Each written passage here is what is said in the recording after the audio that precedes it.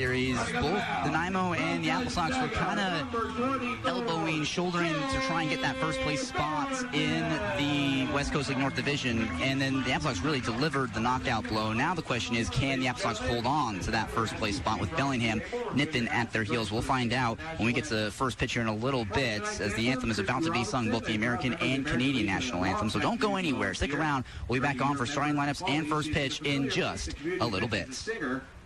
Discover what Premier Senior Living is all about at Blossom Valley Assisted Living and Blossom Creek Memory Care in beautiful Wenatchee. Blossom Valley Assisted Living and Blossom Creek Memory Care communities provide seniors with a stress-free style of living that enhances the mind, body, and spirit. There's always so much going on, from shopping trips to gardening to fitness activities. Plus, you can enjoy peace of mind knowing that trained care staff are present 24/7. Schedule a private tour experience at Blossom Valley and Blossom Creek.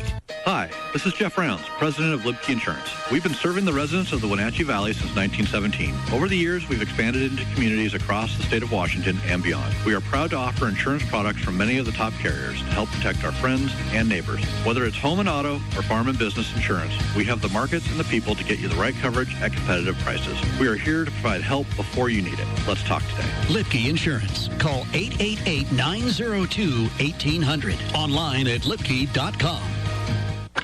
AppleSox fans, if a foul ball leaves a ding or dent in your car or truck, take it to Earhart's Collision and Automotive Service. Family owned, Earhart's Collision and Automotive Service will give you a free estimate and will handle all the paperwork. If you need auto repair, they can do that too, including checking the air conditioner, oil changes, tune-ups, diagnostics, and more. Earhart's Collision and Automotive Service. Still at 1422 North Miller, Suite A in Wenatchee. We're gonna take a ride. We're going down to Easy's Burgers, where the food is dynamite. Easy's Burgers. Easy's Burgers, oh yeah. Fast, friendly, and delicious. They really do it right.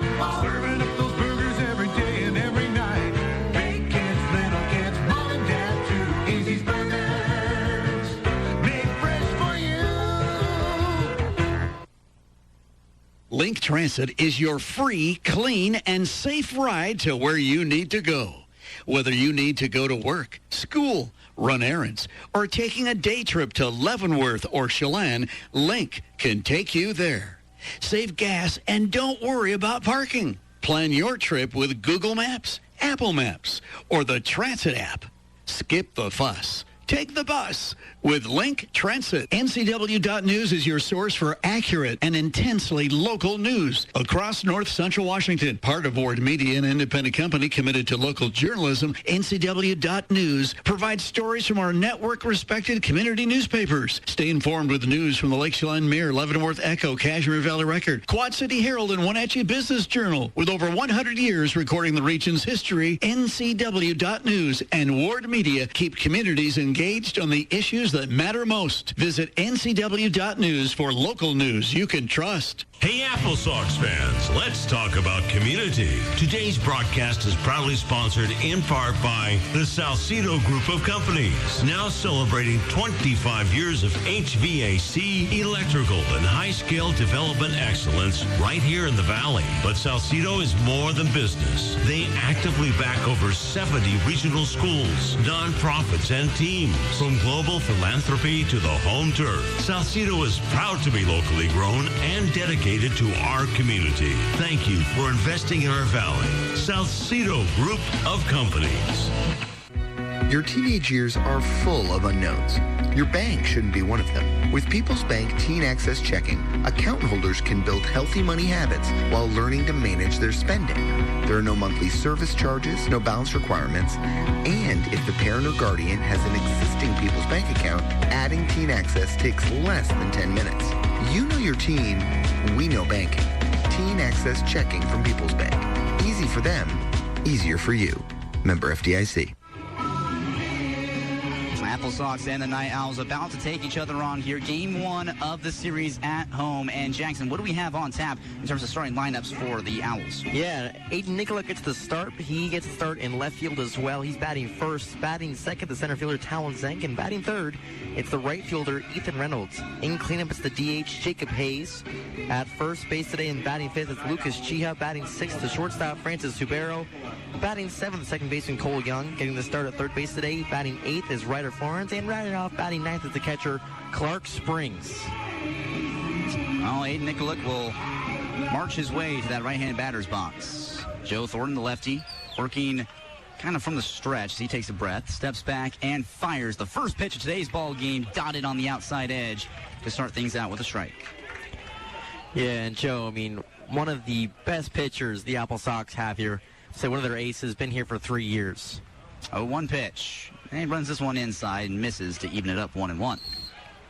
Really likes that fastball slider.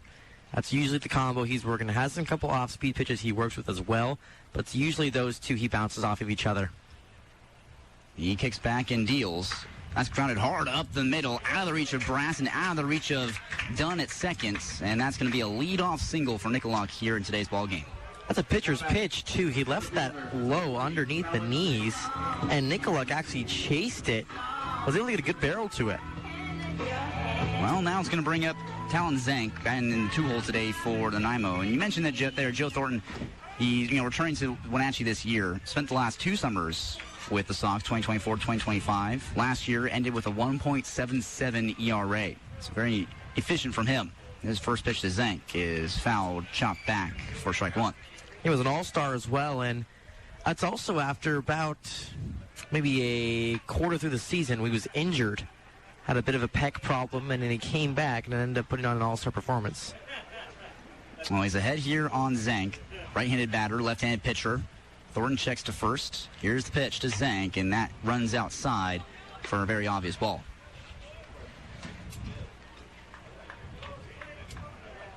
I mentioned it before, a muggy day here in Wenatchee, 85 degrees. Still some good sunshine, but just kind of really humid out at the ballpark as Zank swings and misses on a breaking ball that fell out of the zone. It's going to make it a 1-2 count. Yeah, there's his slider right there. He's been using that a lot today. That's a 1 runner on here for Nanaimo. As Nicola over at first, he had the leadoff single just a few moments ago, and now Zank behind in the count. 1-2. With a runner on, no outs here in the first. This game just got underway. Thornton takes a breath and fires. Swung on and missed. The slider puts him away, and he sends him packing back to the dugout. Great start for Joe. That's what he's looking for after giving up that base hit. And knowing him personally, he's not going to be a big fan of giving that off initially with that base hit. He hates giving up singles. He hates giving up walks especially. He does not like giving up free passes. So he's looking to eliminate those today. Now it's Ethan Reynolds batting in the 3-hole for Nanaimo today. As Thornton will pick off the first, and Nicola back in feet first, just kind of runs back into first base. And Reynolds, a young kid, he's a freshman out of Bowling Green, Kentucky. He's a long way from home. And his first pitch from Thornton. Nope, he will pick off again and again. Nicola back in safely.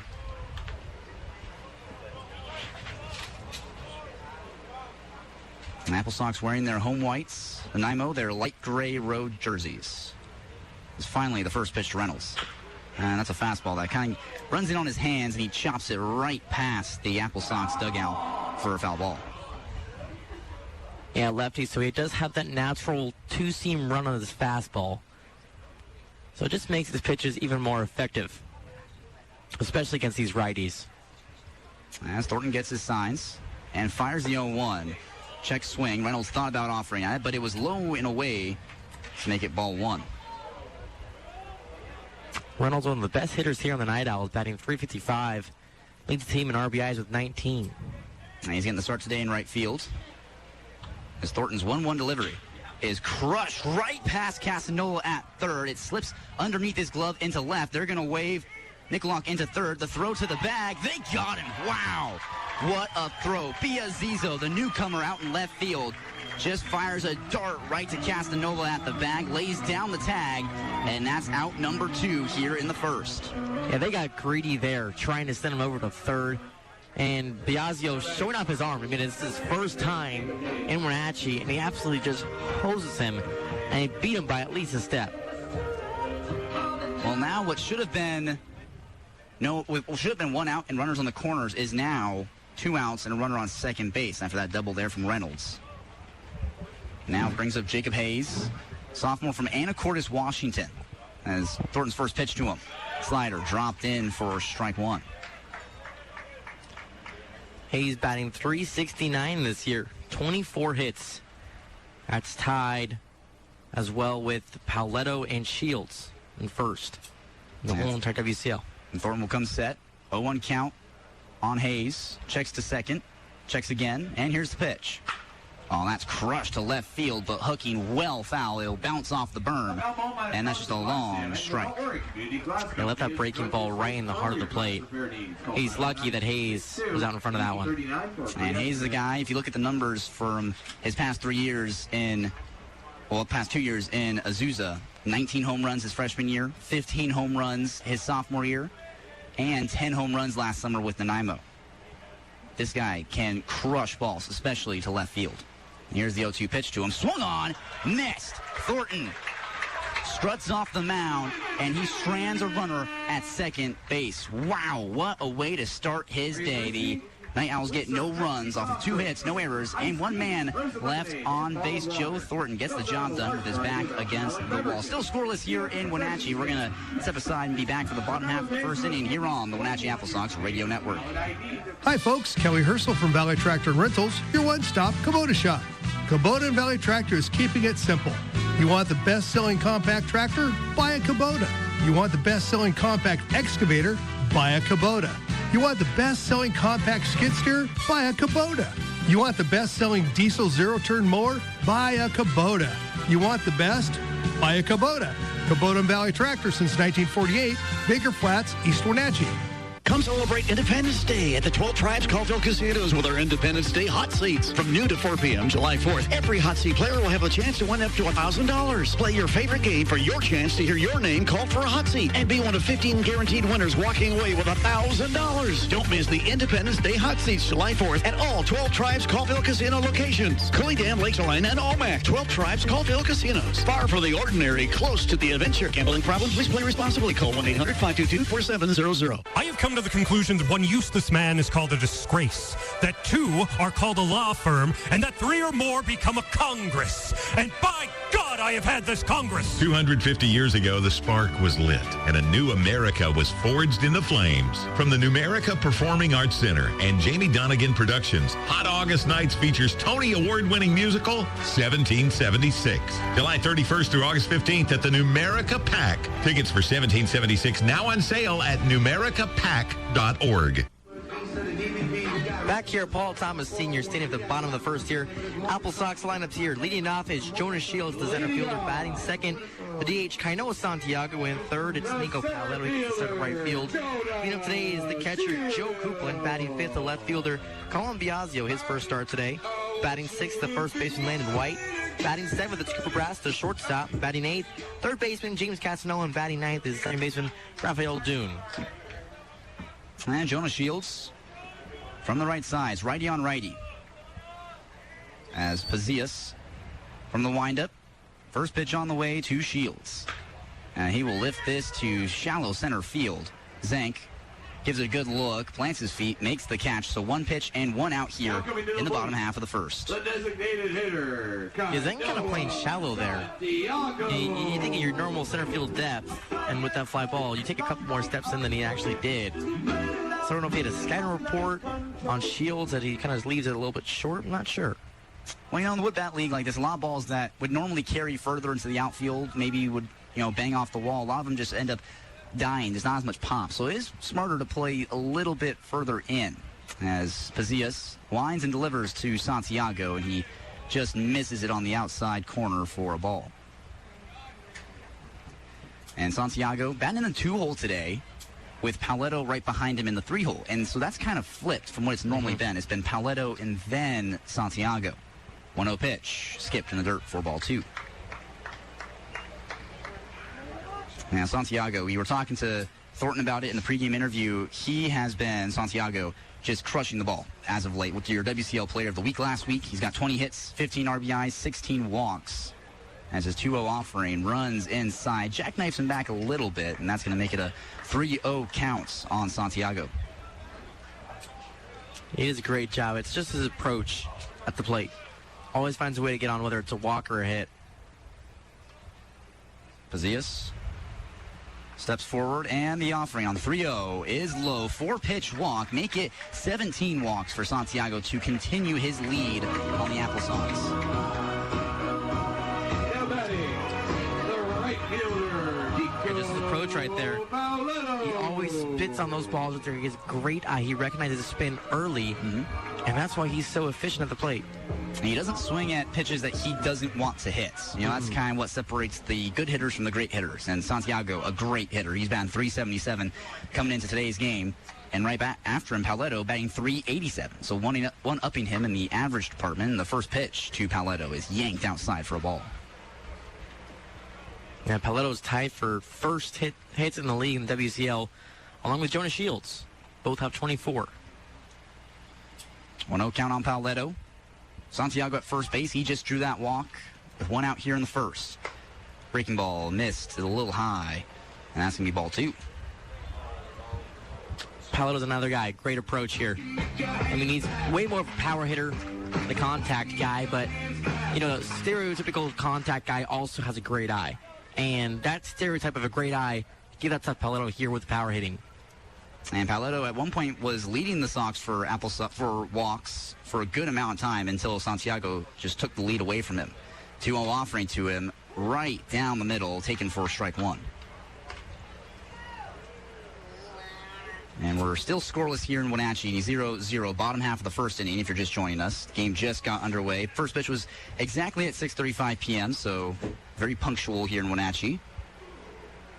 2-1 count, Pazias from the stretch for the first time tonight. The 2-1 is skipped right to Subero, the shortstop, and he bobbles it. And the throw to second gets away. Santiago sees it and will scamper into third. And so on a ball that should have been a routine 6-4-3 double play, the Sox are going to get runners on the corners with only 1 out here in the first. Man, that pitch just ate him up. Subero over at shortstop, and then even worse, instead of collecting himself, he tried to force a play over to second and threw it over the head of Young over at second base, and that gave the AppleSox now a runner 90 feet from scoring. And that's what we like to call compound errors. If you bobble a ball or blunder it, butcher it, whatever, and then you mess up the throw, that's just, you can't really have that. As the first pitch to Coupland. Breaking ball that just slips onto the outside corner. Coupland watches it go past for a strike. So now runners on the corners. Paoletto at first. Santiago at third. Joe Coupland at the plate. Only 1 out here in the first inning. AppleSox want to strike early if they can. 0-1 pitch. Pulled outside. Easy take for Coupland. That's going to even the count.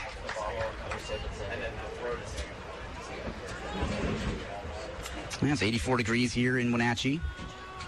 A lot of sunshine on the field. A few shadows kind of poking their heads onto the field. Pazias delivers the 1-1. Coupland will chop this foul right to the AppleSox dugout. And that's going to make it a 1-ball, 2-strike count. It's an oddly humid day here in Wenatchee. You know, growing up here, it's usually just a dry heat that we're used to. But, I mean, this humid air has really affected me. I mean, I'm sweating buckets today. I was saying it yesterday, like, hey, we got a hard job, man. We're allowed to sweat up here, man. We sit the whole game and we just talk about what's going on. 1-2 count to Coupland. He's trying to get an RBI here in a clutch spot.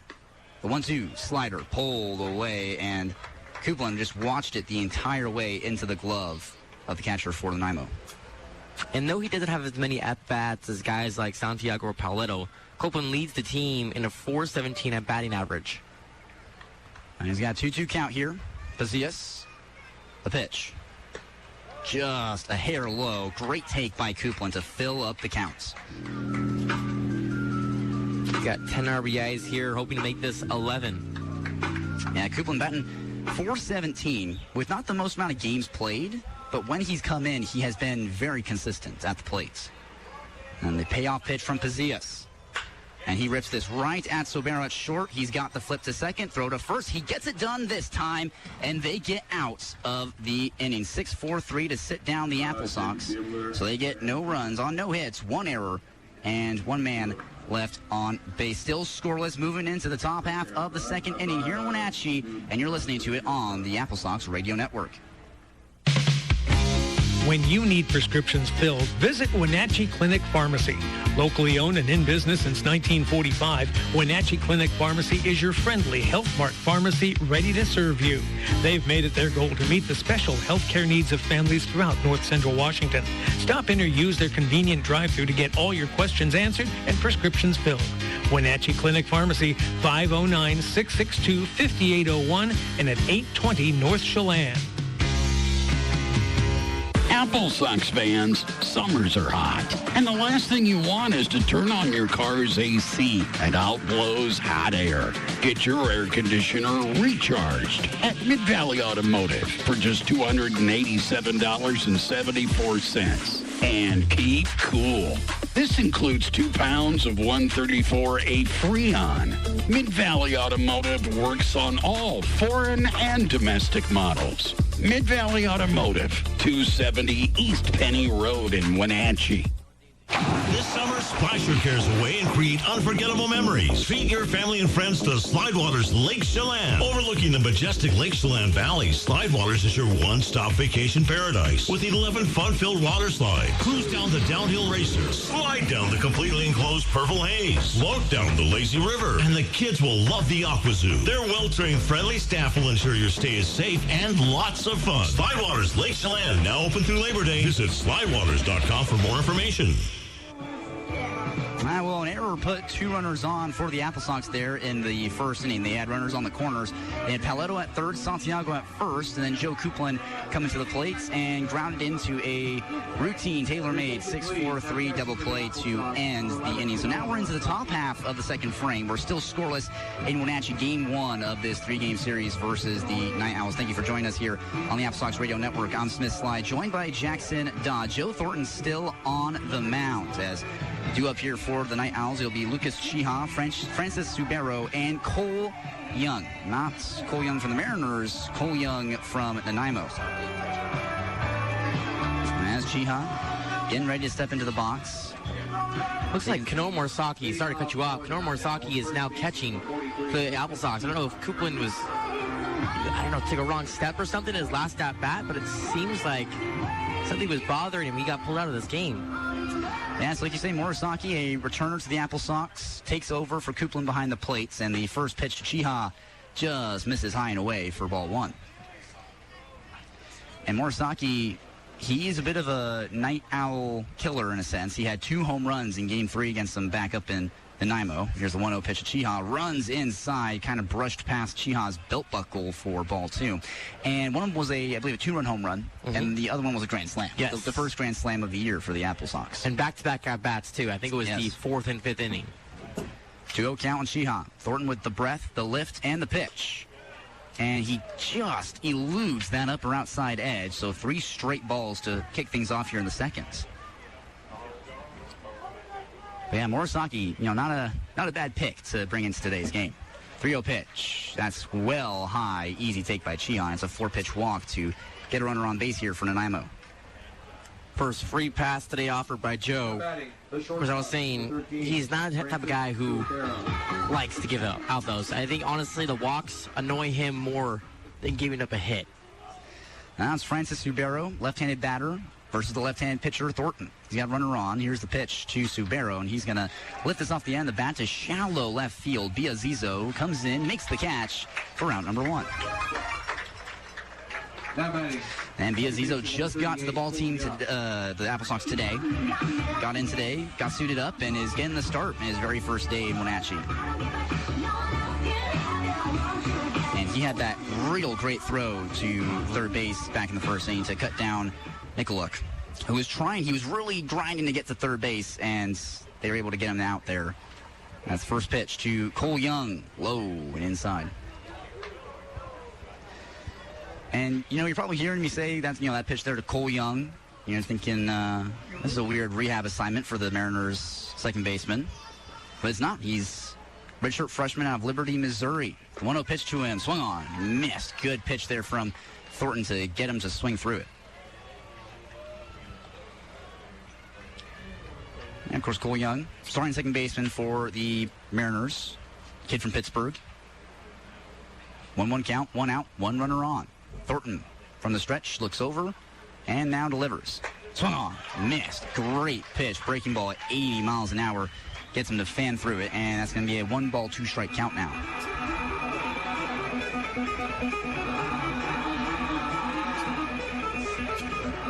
Looking for his third strikeout here. And the past two have been swinging. Thornton. Here's the pitch. Just low. Good take by Young to even the count.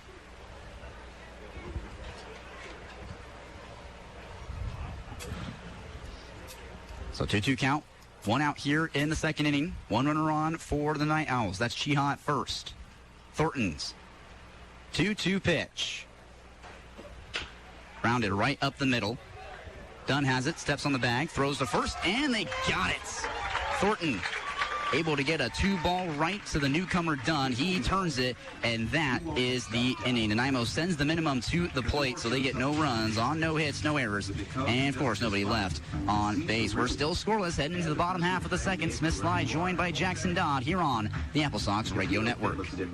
Mission Ridge, proud sponsor of AppleSox Baseball, says, let's go, Sox. Hope you're enjoying the game. Head up to the Chair 5 Pub at Mission Ridge. Open Fridays through Sundays all summer long. It's your spot for great food, local drinks, and unbeatable mountain views high above the valley. Whether you're wrapping up a day on the trails, looking to cool off from the summer heat, or just want a relaxed place to hang out with friends and family, the Chair 5 Pub delivers. Keep the good times rolling after the final inning. Visit missionridge.com to learn more. Wenatchee businesses, step up to the plate. Firefly is your hometown MVP for managed IT and cybersecurity, protecting your time and tech since 1992.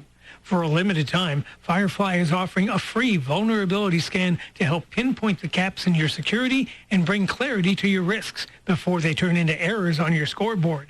Call 509-663-TECH today to secure your scan and stop the bad guys from stealing home. Hey, get the goat off the AC vent. This time of year, we are right there with the goat, hanging out and trying to stay cool. Folks can start quotes on our website, WenatcheeInsurance.com. And you can schedule an in-person video or phone appointment. No one should have to sweat about insurance. We are a locally owned independent agency, so we can walk people through a variety of options. Make sure you're covered, maybe even save some money. So give us a call or text today, 509-295-9055. And then get back to the AC with the goat. Joe Thornton hangs a 0 for the second straight frame. Gets a perfectly tailor-made 2-ball right to Dunn at second. He handled it himself, turned it unassisted, and now leading things off for the AppleSox here in the bottom of the second. It's Colin Biazizo, the newcomer who just got to Wenatchee. He's got the bright blue bats, batting from the left side of the plates, and the pitch from Pazillas. Biazizo's going to chop this right at first. Chiha's got it and has to kind of sprint to the bag to beat Biazizo and get the outs. Now coming to the plate, the first baseman. Yeah, first game as an AppleSox, he wants to get rolling as soon as possible. Sees that first pitch, but unfortunately just rolls over it and sends it over to Chiha on an easy candy hop. And defensively, he's been getting some action early and often. Had that play where he threw perfectly to third to get the runner, as here's the first pitch to Landon White. Right down the middle. He admires it for strike one. And then made that catch there in the top half of the second to get an out. So he's on, he's 2 for 2 in terms of the defensive plays. 0 for 1 at the plate after that ground out. Now the 0-1 pitch to White. Outside, he kind of flinched the hands at it, thought about swinging, but good take for Landon White to even the count. White came up big in game 2 of the regularly scheduled series just the other day.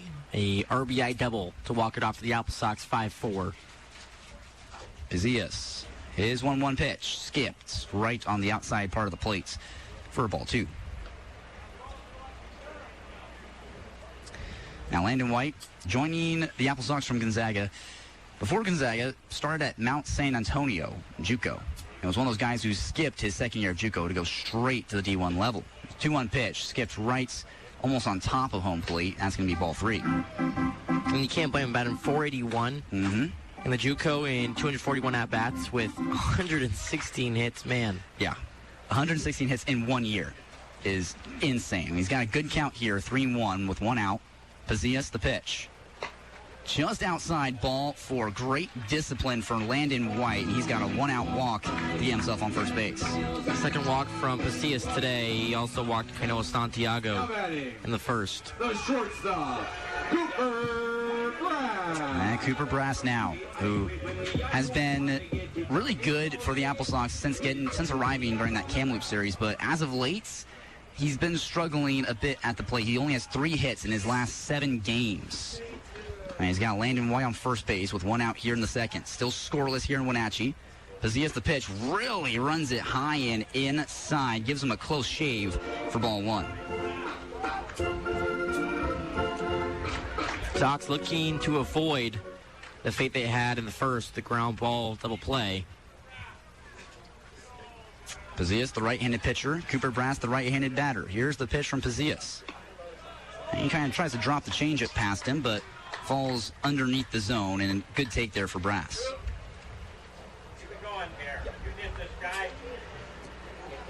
2-0 count. Cooper Brass looking to spin Landon White around the base pass if he can. Still scoreless here in the bottom half of the second inning.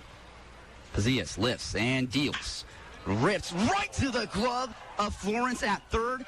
He thought about throwing to first to double him up, but he holds on to it. What a play by Florence at third. Kind of just almost fell straight onto the ground, and the ball went right into his glove. So a diving play of sorts for Florence, and that just steals a hit from Cooper Brass. Man, he got all of that ball, but again, a game of baseball right there. An even better play by Florence to dive all the way and snag it. Also, in the blink of an eye, there's 2 outs here in the bottom half of the second inning. Landon White still on base. It's James Castanola now. You're the beer batter tonight for the AppleSox. And then the pitch to him. Slider, painted. That's strike 1. So you got 2 outs here in the second. AppleSox trying to strike first. Been in a tough spot here with 2 outs. 0-1 count. Pazias the pitch. And that's low. A good spit by Castanola to watch it fall underneath the zone. And Castanola 1 for 10 coming into this ball game. A bit of a slow start in this season. And Button batting under 100, 091 the average for him. Try and turn that around right here if he can. 1-1 pitch from Pazias. And he swings at this breaking ball and fouls it right back to the netting. And it's going to be a 1-2 count now. Don't forget James Castanola is tonight's AppleSox beer batter. With any hit by him, you save on Rainier Cans in the AppleSox concession stand for the rest of the inning. And 1 ball, 2 strikes now on Castanola, the third baseman. Has been starting at third for the past few games here for the AppleSox. 2 outs. Here's the pitch. Slider that he will lift high in the infield, drifting back. The catcher springs off with the mats. He gets called off by Chion, the first baseman, who ran all the way down the line, kind of bullies Springs out of the way, makes the catch himself, and that retires the side. The AppleSox get no runs on no hits, no errors, and leave 1 man left on base. So we're going to head to break here, but before we go away, hey, we're going to talk with Nico Crowley, who was the starting pitcher last night in Game 4 against Edmonton. So if you want to stick around, hear what he has to say, make sure to stay on the air when we come back for the top of the third on, the top of the third on the Wenatchee AppleSox Radio Network. Your official radio station for the Wenatchee AppleSox is Sunny FM. KCSY Twist, the greatest hits of all time. Hear that? That's the plumpest, juiciest hot dogs you've ever seen getting their grill on. But we both know what'll make it sound even better. Oh, yeah. It's a Pepsi to go with your hot dog. Because when you're chomping on America's favorite meal, relish, mustard, and onions perfectly blending into a crescendo of flavor, there's only one thing that makes everything about that moment better. A cold, refreshing Pepsi. See what I mean? It's like music to my ears. Hot dogs. Better with Pepsi. That's what I like. Jeff is back from the Country Inn Family Restaurant. You have prime rib on Friday and Saturday. Always Friday and Saturday. He's tired of barbecuing. Come on out and let me do the cooking. We got slow roasted prime rib served up Friday and Saturday night. I start serving it around 3:30, 4 o'clock until we run out. And remember, if you're hungry like me, early in the morning, guess who's open up for breakfast 7 days a week? Down here at the Country Inn. Off Valley Mall Parkway in East Wenatchee, the Country Inn Family Restaurant. How long have you been in business? Going on over 40 years, since 1975. Thanks, Jeff. Hey, Dave, you take care. Chad and Amanda with Holidays Custom Muffler wish the AppleSox the best on the field this season. If you're in need of muffler work, visit Holidays Custom Muffler. They work on all cars, trucks, motorhomes, and more. Holidays provides free estimates, affordable solutions, and they guarantee their work.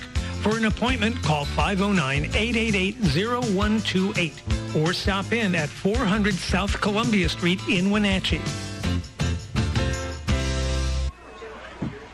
First two pitches here in the top of the third. Joe Thornton misses for 2 balls. On the headset with us, we got Nikko Paoletto, who was the starter last night, as the 2-0 pitch. Hits him right on the hip.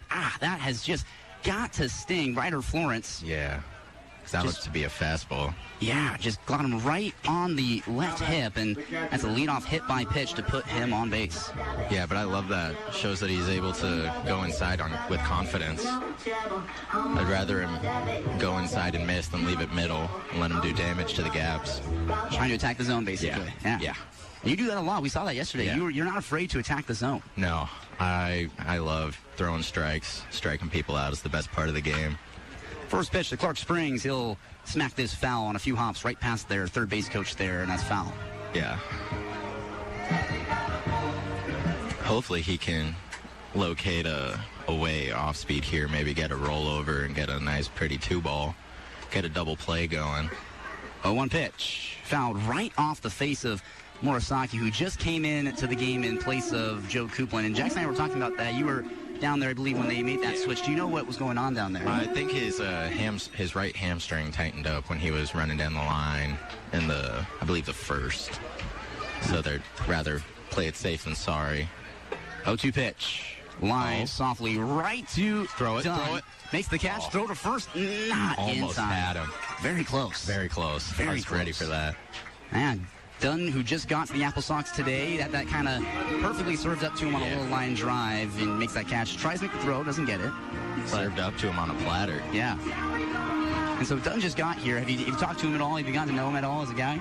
We've done the simple introductions, but it'll take a few days for everyone just to warm up, especially with a lot of new guys coming in. Now it's getting closer to the second half. From the first pitch to Nike Luck is low for a ball. And so, yeah, this is the kind of thing with Summer League Baseball is you'll get a lot of new guys kind of cycling in, right? So it's kind of, how do you kind of approach building chemistry with guys who you know are going to be kind of cycling in and out as here's the 1-0 pitch. Right, down the middle for a strike. But I kind of try to just keep it as we're all wearing AppleSox on the front. We're all doing it for the town of Wenatchee. Like, no matter what, we are in one side of the dugout, the other team's on the other. So it's kind of just doing it for the name on the front, no matter who's in the field with you. And the 1-1 pitch was a slider dot up there. I saw you were kind of flirting with the Miracle reference there. Name on the front's a whole a lot more important than the name on the back. Oh, love that movie. Here's the 1-2 pitch from Thornton with a runner on. Strike him out. And it's not that foul to stay alive. So if you're on the mound here, in lieu of Joe Thornton, once you count here on Zank, what is the, Nike Lock, what's the approach? I think since I'm early, I'm way ahead in the count, I can maybe nibble a little bit more, try to get something a little off the plate, see if he'll chase. Well, let's see if he does that. No, he's going to pick off here. You can't do that, though. No. You guys are righty, Joe Thornton the lefty. Yeah. Me and Joe are really good friends, so I'm really happy to see him dealing like this. We consider ourselves the Kurt Schilling and Randy Johnson of the AppleSox. Here's the 1-2. Let's see if he can get that strikeout. Just misses low with that one. Looked to be a changeup down. So 2 balls, 2 strikes now on Nike Lock. Runner on first base. That's Florence, who wore that pitch right on his left hip. So wonder start if the that'll inning. affect his legs at all. Exactly. Does it slow him down at all? Hopefully he loses half a step. Exactly. -10 speed. Yeah. 2-2 pitch. Swung on. There it missed. is. Strikeout for Joe Thornton. Goes to I believe that was a slider, wasn't it? Yeah, that was that slider. I'm his catch partner on most of the days, and trust me, it's hard to even catch. Couldn't imagine trying to hit it.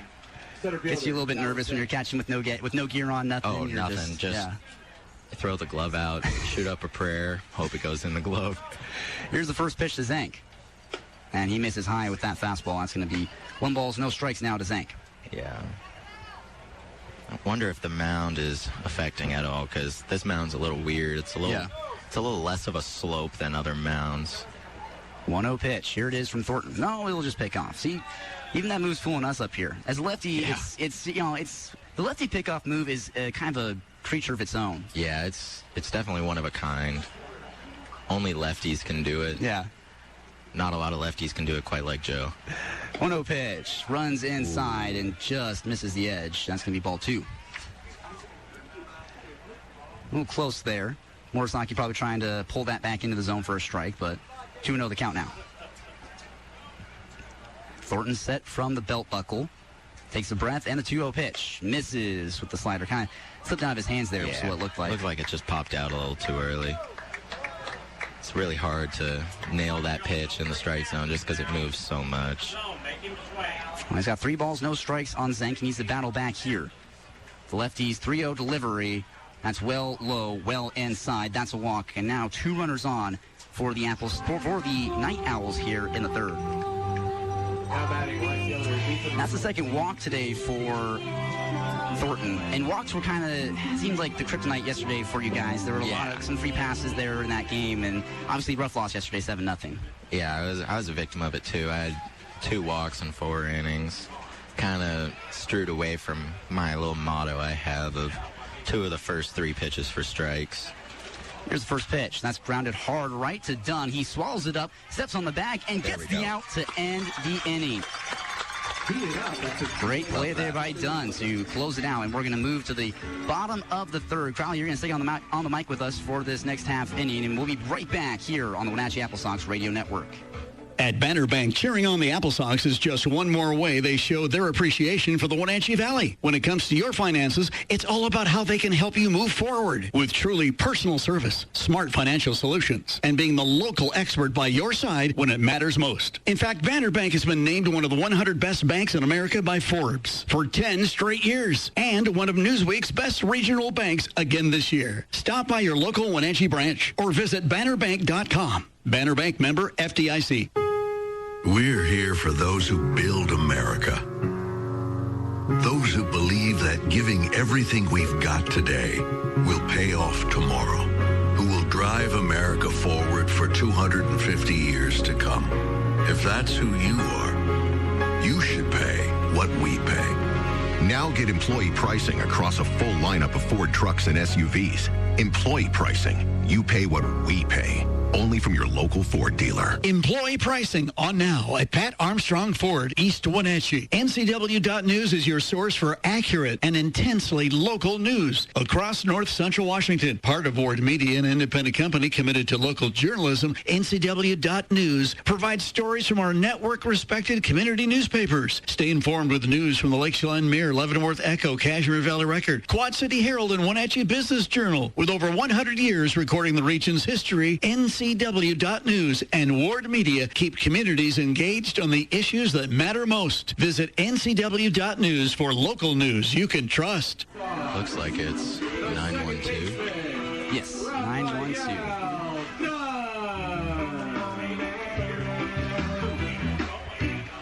And we're back here in the bottom half of the 3rd inning. Raphael Dunn coming up to the plate for his first at-bat as an AppleSox, batting from the left side. He's the freshman from San Diego, California, who just finished his first year at UCSD. And Pazias will wind and fire the first pitch to him, just high, just outside for a ball. Looked like a changeup that just popped out the handle a little bit. Maybe flew open with his front side a little bit. And we're still scoreless here in the 3rd inning. 1-0 count to Dunn. Pazias the pitch. Right on the lower outside corner, taken for strike 1. I like this guy's motion. He has a lot going. It's a lot of movement. Kind of reminds me of like a Michael Clevenger. Here's the 1-1 pitch. Ooh, done really early on it. Really good changeup. And good breaking ball. Really slowed him down. Yeah. So what have you kind of been seeing out of Pazias these first couple frames? He likes to attack with his fastball. He's going to try to get it in early in the counts. And the 1-2 line to left field. Nikko right there, reaches up, makes the catch, and Dunn retired on his very first at-bats. It also kind of looked like he was overthrowing it a little bit, trying to throw it a little too hard. Yeah. In the first two, so it looks like he's tried to slow it down a little bit, make sure he gets it in for strikes. But let's see how the boys adjust to that, because I think they'll really get a hold of it if he slows it down a little bit. And that's Jonah Shields now for Wenatchee. Lineup card flips over, and the first pitch to Shields. Just a hair inside. That's going to be ball 1. So Shields, we've stated on the broadcast a lot that he's probably the fastest member of this team. Can you you work with him a lot. Is that, does he know that he's one of the faster guys? The one thing I love about Jonah is he's one of the most humble people I've ever met. Even if he was the fastest on the team, he'd make sure never to tell anyone that. Yeah. And he just kind of lets his game do all the talking. Kind of a more soft-spoken person, but he's loved throughout the clubhouse. 2-0 pitch. Ooh. Slider dances in for a strike. There's a wrinkle on that one. Yeah, we had Jonah Shields on. We did a race versus him versus Jackson Dodd, our broadcaster, who's stepping aside here to allow you to head on to the call. And Shields, just mopped the floor with him. It's just a 2-1 pitch. Check swing. Yes, he did, and that's strike 2. That's a great pitch there. Good. Yeah. Is that the slider right there? Yeah, that was really good glove side movement on that one. And, Shields has been doing phenomenal this year. Leads the team for hits, 24 on the dot. 368 the average for him. And that's a 2-2 pitch. And he yanks that one well low, well outside to fill it up. 3 balls and 2 strikes. I think that was just another case of trying to throw the fastball a little bit too hard and muscling up. And that's a full count now on Shields. 1 out here. Bottom half of the 3rd inning. We're still scoreless, 0-0. Pazias winds, fires. And Shields, off the end of the bat, lifts this high in the infield. Subero, the shortstop, right there, makes the catch, and that's out number 2 here in the 3rd. Now we have one of the hottest players on the team coming out, and Kainoa Santiago. Yeah, Santiago, the WCL Player of the Week last week. And, when you look at the numbers for him that week, were insane. He was batting over 600. He was OPSing close to 2,000, which, it feels unheard impossible. of. Yeah, it's unheard of. You don't see those numbers every single day. Absolutely not. He's good friends with Joe Thornton, who's getting the start today. Go to college together over in Gonzaga. First pitch, Santiago. That's well outside for a ball. Looked to be just a backed up slider on that one. Just popped out the hand a little early. Kind of same thing that was going on with Joe. 1-0 count. Pazias, the pitch to Santiago. Slider. Right there for a strike. That one did not pop out the hand early. that one was right there, center cut down the middle. That's a pitch that you're hoping Santiago... I hope he takes that off the building out in right field. All of his home runs have been out there to right field. Well over 300 feet. He lines this left center field. Get on 2. Get on 2. Oh, he wants it. He's around first. Get on 3. Second. Get on 3. Doesn't listen to you. Right hand up from Mitch. Unfortunately, I'm not the third base coach. You're sending him there? Oh, yeah. I'd rather... The right fielder. Oh, there's 2 outs. Never mind. Yeah. Situation, yeah. It's also probably a good thing I'm not coaching third. So, they hold Santiago at second base. That's a 2-out double for him. He just continues to stay hot. That's his 21st hit of the season. Yeah, and I love seeing that out of him, being able just to go to the opposite field gap, really work both sides of the field like we were talking about, hitting balls off the building out and right, and then he's able to hit a low-line drive over to left center. First pitch to Paoletto. He goes after it, sends it high to shallow center field. Zank will come in a few steps, make the catch, and the threats is officially retired. The AppleSox get no runs on 1 hit. That double there from Kainoa Santiago. No errors, and one runner left on base. And Santiago. Crowley, thank you so much for coming up on the headset with us today. We're still scoreless going into the top of the fourth inning. Any last thoughts from you before we send it away? I think Joe's about to have another 1, 2, 3 inning here, and then we're going to go score some runs in the next half. So another prediction there from Crowley. 3 up, 3 down inning here for Joe Thornton. Hey, see if it comes true when we come back on the AppleSox Radio Network. Hi, this is Josh from American Shoe Shop. I want to say thank you, Wenatchee. Thank you for continuing to choose us for your footwear needs. Thank you for trusting us to clean, shine, protect, or even stitch or stretch your favorite pair of shoes or boots. Thank you for giving us the time to size your feet correctly to find your next favorite pair. Thank you for supporting American Shoe Shop the same way we hope our shoes are supporting you. American Shoe Shop, downtown Wenatchee, serving your footwear needs since 1920. Whitley Fuel Pacific Pride is proud to let you know they provide non-ethanol premium for the sensitive engine at these sites: Grand Coulee, Brewster, Okanagan, Omak, and now Twisp. Whitley Fuel also has top-tier Power Pro gasoline and premium diesel 24 hours a day and bulk DEF at the pump at the Okanagan site. With thousands of Pacific Pride sites through the country, Whitley makes it easy and convenient whether you operate one car or a fleet. Call Whitley Fuel today for your Pacific Prided card, 1-800-955-3835. AppleSox fans, if a foul ball leaves your car with a rock chip or broken windshield, take it to Discount Auto Glass. Locally owned, Discount Auto Glass specializes in rock chip repair, windshield replacement, mobile service, window tinting, and calibration service on all makes and models. Get your rock chip repaired at Discount Auto Glass, 888-0072, and at 901 Valley Mall Parkway in East Wenatchee, across from 7-Eleven. Well, I know Santiago picked up a 2-out double there in the bottom half of the third inning, but the threat was retired. Still scoreless. Joe Thornton still on the mound, and on play-by-play, it is Jackson Dodd. No balls, 1 strike to count here on Jacob Hayes. He's 0 for 1 today with a strikeout. Joe Thornton, lefty, fires. Slider, great pitch there, sweeps across the zone. Catching it, and the count moves 0-2. And we just had Nico Crowley on the call with us for that third inning. He's a great personality here on the AppleSox. Thornton collects at the belt. Takes a breath. The wind up and the pitch. Swing and a miss. Falls in the dirt. Santiago will get the tag to complete the play. Give Thornton 4 strikeouts today. Man, he has been just carving guys up left and right. His stuff's playing really well. Clearly, he just has the NightOwls number. Looking to make that 5 strikeouts here on Lucas Chiha, who had walked in the second. Nanaimo leading 3 runners on base today. The breath in the fire. Slider just high for ball 1. We heard Crowley talking about it. That's what's mainly the reason for Thornton's success is he's not afraid to attack the zone. No. He really just goes at him with fastballs, and then his breaking pitches just can get the job done. 1-0 the count. The pitch. Fastball, Leander Black for strike 1. And that just proves my point right there. Going to the fastball, attacking the zone, getting something to get strike 1. And Crowley also said a 3 up, 3 down for this. Yes, he did. Top of the fourth. We'll see if they can get it here. Off to a good start. The 1-1 from Thornton. Swinging a line drive. Center field. Moving to his left. Shields makes the grab on the run. What a play. Moving to right center field all the way from straightaway center to make that grab. Man, Jonas Shields feels like he just teleported to that ball. Like, it looked like off the bat when it was tailing to the gap, like, okay, that's going to get down. Like, there's no way Shields gets there, right? And I forgot. Oh, wait, no, it's Jonas Shields. He's going to make that play. I think he is the fastest guy on this team. I mean, Kai McGarry pretty quick. The team in stolen bases with 8, but I think Jonas Shields has him.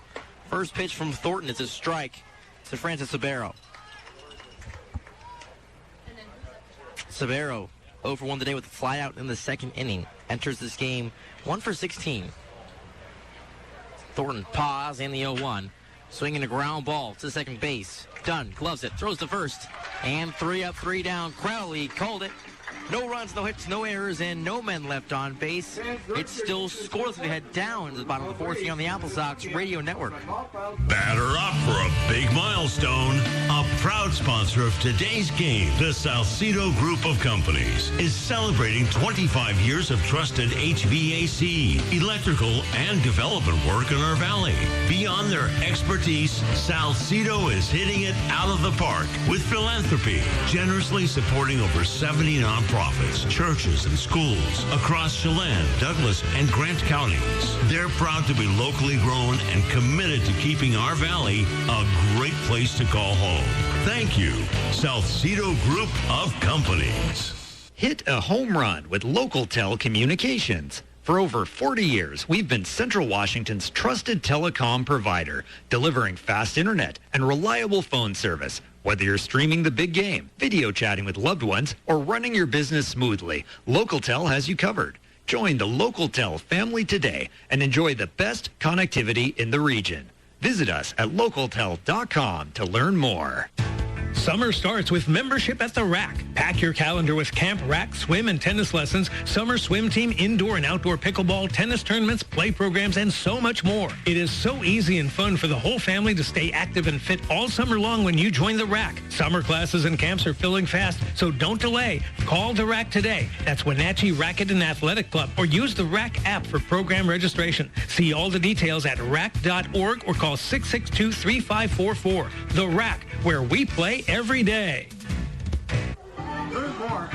Back here at Paul Thomas Senior Stadium, scoreless in the bottom of the fourth, leading off for the AppleSox to be Kano Morisaki, the Night Owl Hunter, as I'm going to call him. In Game 3, we got the start against Nanaimo. Put up 6 RBIs off of 2 home runs. It's the first time an AppleSox had hit 2 home runs in a single game since 2024. The first time a grand slam was hit since the same year. Pasillas, the wind back and the pitch, the first pitch. The Morisaki's away for ball 1. Morisaki grounded out into a double play in the first, looking to avoid that fate. Hoping to get on base here. Pasillas, the windup. 1-0 in the dirt. And the Cam moves to 2 balls and no strikes. And we were just talking to Crowley that Joe Coupland apparently had a little bit of tightness in his hamstring, and so they pull him out, put in Morisaki, and no better guy to have up here against the Night Owls. 2-0 pitch.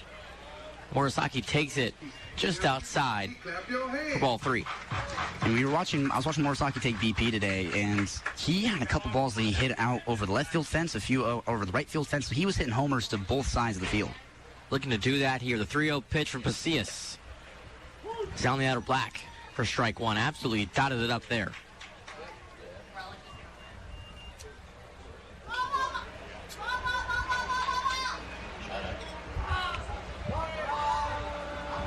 Two-two pitch from Pasillas. Inside. Excuse me, that was ball 4. And Morisaki will get a free pass. Well, now it's Biazizo back up for his second at-bat. He grounded out to Chiha over at first in his first at-bat. So he's 0 for 1 as an AppleSox at the moment, but running wrong, he got some traffic. This could be the opportunity to hit one to the gap and just kind of move Morisaki around the base paths. Biazizo now. Pasillas looks and gets his sign from Springs. Working from the stretch in the first offering. It's in there for strike 1. Breaking ball center cut. Beautiful day here at Paul Thomas Senior Stadium, but a bit muggy out. Humid air compared to the normal hot, dry air we usually get here in the valley. The 0-1. Slider is high, and the count moves to 1 ball and 1 strike. And Biazizo, he's from Lake Stevens, Washington, and is currently at UC Santa Barbara. Kano Morisaki on first base. Leadoff walk for him in the bottom of the 4th. The pitch to Biazizo. It's swung on and grounded through the 4-hole, diving as Young. He can't glove it. Morisaki gets the stop sign and stops up short at second. And runners move to first and second base. Yeah, I saw Biazizo kind of hard around second there, and when Santiago had that double to deep left center field that went all the way to the wall, Crowley was up here. He was saying, he goes, go get 3, get 3, get 3. And, Mitch makes the wise choice. Hey, I'm going to hold you at second with 2 outs here. And then he got stranded, but still, Crowley he's a little aggressive if he's a third base coach. Can't hurt sometimes. Landed White, first baseman, crashes his bunt shown. This bunt's put down the third base line. Pasillas gloves it. Throws to first, but the throw gets away from Chiha. Morisaki will score. Rounding third, headed for home, will be Biazizo. And the Sox open up this ball game. It's 2-0.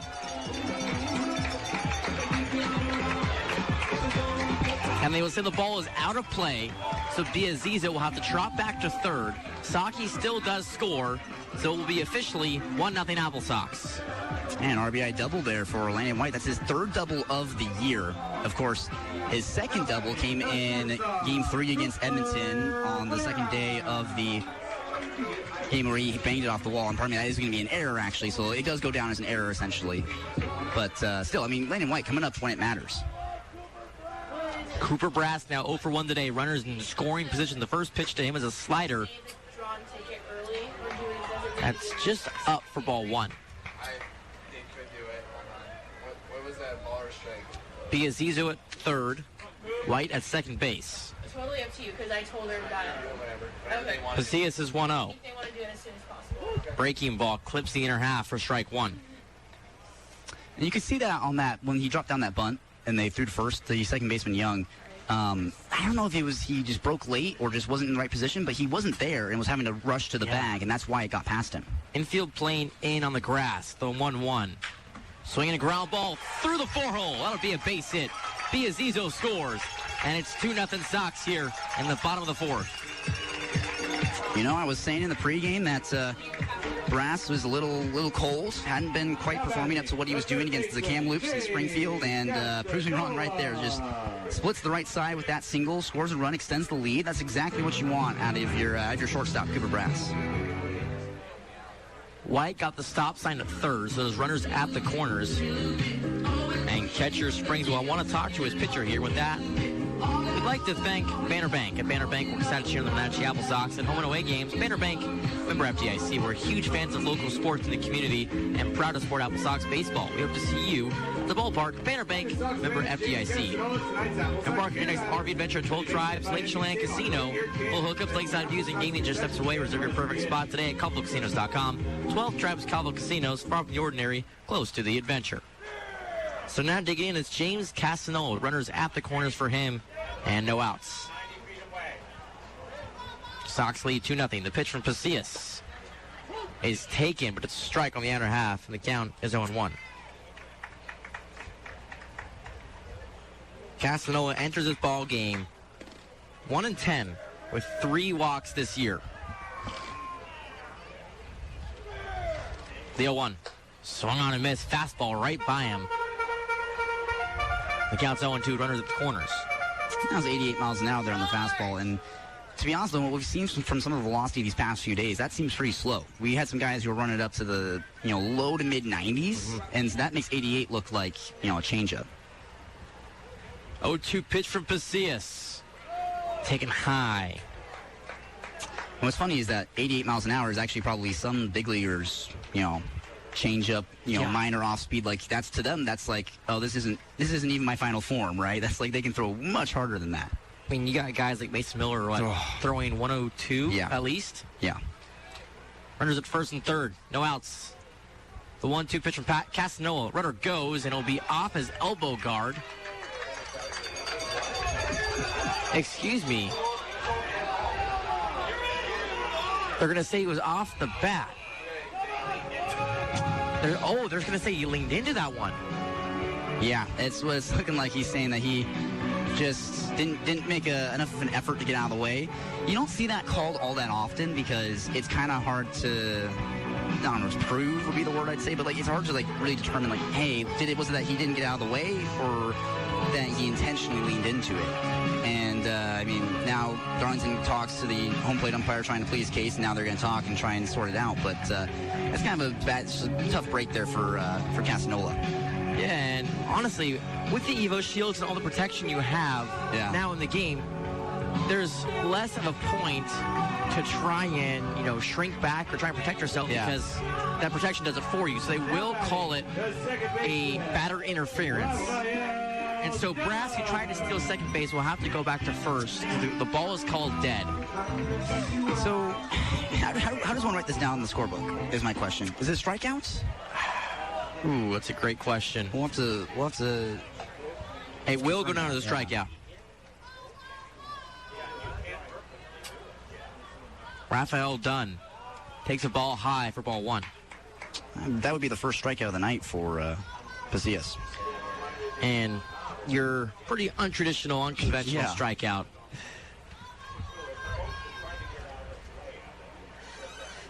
Runners at first and third, one out. Sox lead 2-0. The pitch to Dunn. Swung on and chopped towards first. Moving in, Cheha. He gloves it. He tries to toss it to Pasillas, but he can't reach it in time. The Sox bring in another run and Landon White, and it's 3-0 Wenatchee. The defense for the Night Owls is just not on the same page. They're not on the same in the same book. They are not even on the same shelf in the library. They are just not communicating, and it allows that to happen right there. No one covering the bag, right? Cheon charges it, and someone has to be covering first base. And to be honest, a lot of this blame gets pointed at Young at second base. As a second baseman, your job, if the ball's not hit to you and something to the right side like that, try and cover first base. Because the shortstop, Subero, he's going to cover second. Just cover first base if you're Young. Just get over, be there to be able to field a play. And he just wasn't there back 2 times now. And now, because of that, three runs, have come across the score just in this inning. I think he thought Pasillas was going to get it. But the thing is, the flaw with that ideology is that Pasillas and Cheha were both going in for the ball. And so Howard Pasillas, who's on the mound and trying to get the ball and finish the play, be able to cover first, when Young is just a couple feet away from that. It's odd, but the Sox will take it. You had 3 people basically converge on first base, and none of them were there to make the play. No, not at all. So again, that's Rafael Dunn. He picked up a single off of that. And Cooper Brass is on second. It's an RBI single earlier this inning. Top of the order now, it's Jonas Shields. There's 1 out. Runners at first and second. Infield double play depth. First pitch to Shields. Oh, to clip off the Eagle Shield. No interference called this time. And a hit by pitch. Bases loaded. Yeah, he very obviously was trying to get out of the way of that one, spinning away from it, and it still ran in enough to clip a part of him. And, like you said, he's got the Eagle Shield on, so it's that's why it's like people are like, oh, he tried to get hit or something like that. And it's, the Eagle Shield's there to kind of keep you protected and everything like that. I remember rocking the Eagle Shield for a good part of the playing career and then ditched it. Just didn't always feel comfortable. I always preferred to have nothing on the arms like that. They're going to call a mound visit here. Yeah, I think that may be it for Pasillas. We'll meet the new face of the Night Owls after this. The Sox lead 3-0. We're in the bottom of the 4th. Don't go anywhere. You're listening to the AppleSox Radio Network. Discover what premier senior living is all about at Blossom Valley Assisted Living and Blossom Creek Memory Care in beautiful Wenatchee. Blossom Valley Assisted Living and Blossom Creek Memory Care communities provide seniors with a stress-free style of living that enhances the mind, body, and spirit. There's always so much going on, from shopping trips to gardening to fitness activities. Plus, you can enjoy peace of mind knowing that trained care staff are present 24/7. Schedule a private tour experience at Blossom Valley and Blossom Creek. The Taffy Shop in Leavenworth wished the AppleSox the best on the field this season. Locally owned since 1987, the Taffy Shop has more than 100 flavors of wonderful tasting taffy. Watch the unique taffy puller demonstration as you pick out that special flavor. The Taffy Shop has nostalgic metal signs and posters, candies from the 40s and 50s, and many collectible tins. Circle the bases with a trip to the Taffy Shop in the Mottler Building at 900 Front Street in Leavenworth. Hey, it's Stacy with the Floor Factory, is Flooring America. Whether you're looking for a small project or a large one, from special order options to our large selection of in-stock, we can help you. From the latest color and style trends or to more of a classic style, we can help you. Carpet, hardwood, luxury vinyl, laminate, and even sheet vinyl. Come check out our newly updated showroom and our last chance bargain basement. They're great for do-it-yourself, or we have professional installation available too at 13 South Wenatchee Avenue. It's where friends send friends to the Floor Factory. Damian Pasillas' outing today echoes. The last one he had in Game 2 in Nanaimo today, tossing 3 1/3. 4 hits, 3 runs, only 1 was earned, 3 walks, and 1 strikeout. New guy on the mound for the Night Owls, Smith. Who is it? Well, it's another right-hander, Jakin Roan. He's 5'10", 185 pounds, junior out of Comox Valley, British Columbia. So kind of close to Nanaimo up there in the kind of bottom western part of Canada. And he's playing his college days at the Victoria Golden Tide. And has returned to Nanaimo. Played the last 2 summers with them, 2024, 2025. Last summer with Nanaimo had a 2.59 ERA in 14 appearances. So quite a lot of usage. Yeah. Only one of which was a start. So mainly relief. And that's staying true here this year, coming in relief after Pacia's gone to quite a bit of trouble here in the 4th inning. And trouble he did. Kano Morisaki, Colin Biazizo, and Landon White all scoring in this bottom of the 4th. Bases loaded with only 1 out. That'll bring up Kainoa Santiago, the WCL Player of the Week. Kano Morisaki, homered against the Nanaimo in Game 3 last week. First offering to Santiago is outside for ball 1. Yeah, and Roan coming into this outing, he's got an 11.57 ERA, which is not, too impressive. And it's in 2 appearances, both of which have been relief. Bases loaded, the 1-0. Outside again, and 2 balls and no strike. And I think they're kind of pitching away from Santiago here. Yeah. I mean, obviously they don't want to give up a walk, but you definitely do not want to give him a fastball center cut. Roan rocks back, and the pitch outside again, ball 3. And Santiago was hitless yesterday, but carried a 14-game on-base streak into today. Still managed to get on base, and with the walk he drew, and then that double to left center in his last at-bat, he has 15 games reached on base. Santiago, 3 home runs today. The 3rd pitch is called strike, and the count moves to 3-1. So, Santiago's just a guy who, even when he doesn't get a hit, when he seems like he's cold, he's still finding ways to get on base. Bases loaded, 3-1 count. Pitch to Santiago is flied away foul, and the count is filled up. And it was a good piece of hitting, too, on that second at-bat where he just crushed that double to left center field. Like, cracked off the bat, just tailed to the left center gap, and just rolled all the way to the wall. That's just how good of a hitter he is. Roan fires the payoff pitch. Outside, ball 4. Brass will come home, and the Sox take a 4-0 lead.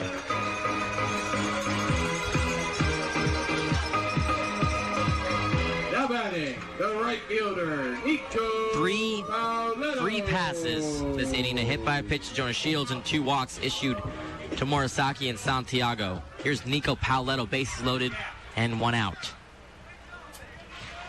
Roan takes a breath in the pitch. Breaking ball in the dirt for ball 1. And here's another guy who walks a lot. You saw Santiago, that's now his 2nd walk of the game. Paoletto has 12 walks on the season, so he just has a really good approach. The 1-0. High, ball 2 in.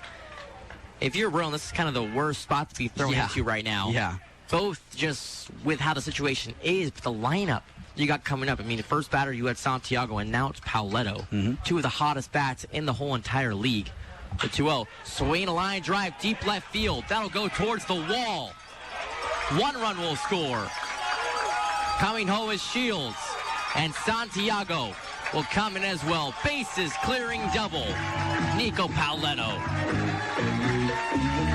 Sox take a 7-0 lead here in the 4th. Are you kidding me? This is just one of the biggest innings the Sox have had all year. And, they did something similar against Nanaimo in Game 1 of that series up in Canada where they won that game 12-0. But, this team, when they are hot, especially coming after that 7-0 loss yet last night to the Riverhawks, when they decide that, hey, we're a little frustrated and we want to win a game, they will really punch you in the mouth.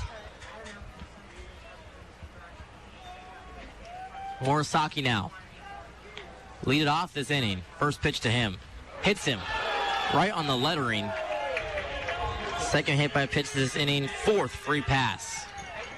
And Morisaki led off the inning, so the AppleSox bat around. He drew a walk to start this whole thing, to start this whole shindig, and then gets hit right there. So he's reached base not just twice today, but twice in this inning. Runners at first and second here for Colin Biazizo. Biazizo picked up his first AppleSox hit this inning. First offering, swung on and missed. Fastball upstairs, and the count is 0-1. Yeah, Biazizo getting to work early for the AppleSox. Has a couple plays out in the field, and then got his first hit, like you said, in this inning. The 0-1 pitch. Just catching the outer black, and the count's 0-2. Runners at first and second. Paoletto at second. Saki over at first with 1 out. Sox lead 7-0. The 0-2. In the dirt. Good effort by Springs to chest it up and keep it in front of him. And the count is 1-2. Going back to that 3-run RBI double from Paoletto. I mean, he's a guy who's been good at shooting the ball the opposite way and finally rewards himself and yanks that ball to left center. 1-2. Outside, the count moves to 2 balls and 2 strikes. Because, right-handed batters, a lot of times you get kind of forced into being like, hey, you got to take the ball the opposite way. I mean, Paoletto had a home run earlier in the year to a shot to right field the opposite way, and now, again, gets to be able to yank a ball. 2-2 pitch from Marone. Outside, ball 3.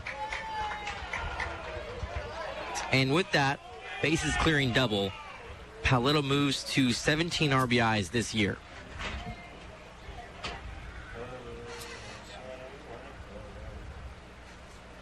Rowan looks back towards the second of the payoff pitch.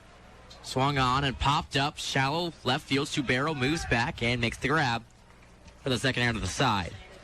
Yeah, you mentioned there Paoletto getting now 17 RBIs, which would lead the team. So he leads the team. He's usurped Santiago from that spot, and he's also usurped Jonas Shields for the hit lead by 1 now. So it's 25 hits for Paoletto to Shields' 24. And so with 17 RBIs, Paoletto will now be tied for 7th in the WCL. Landon White. First offering. Breaking ball in there for strike 1.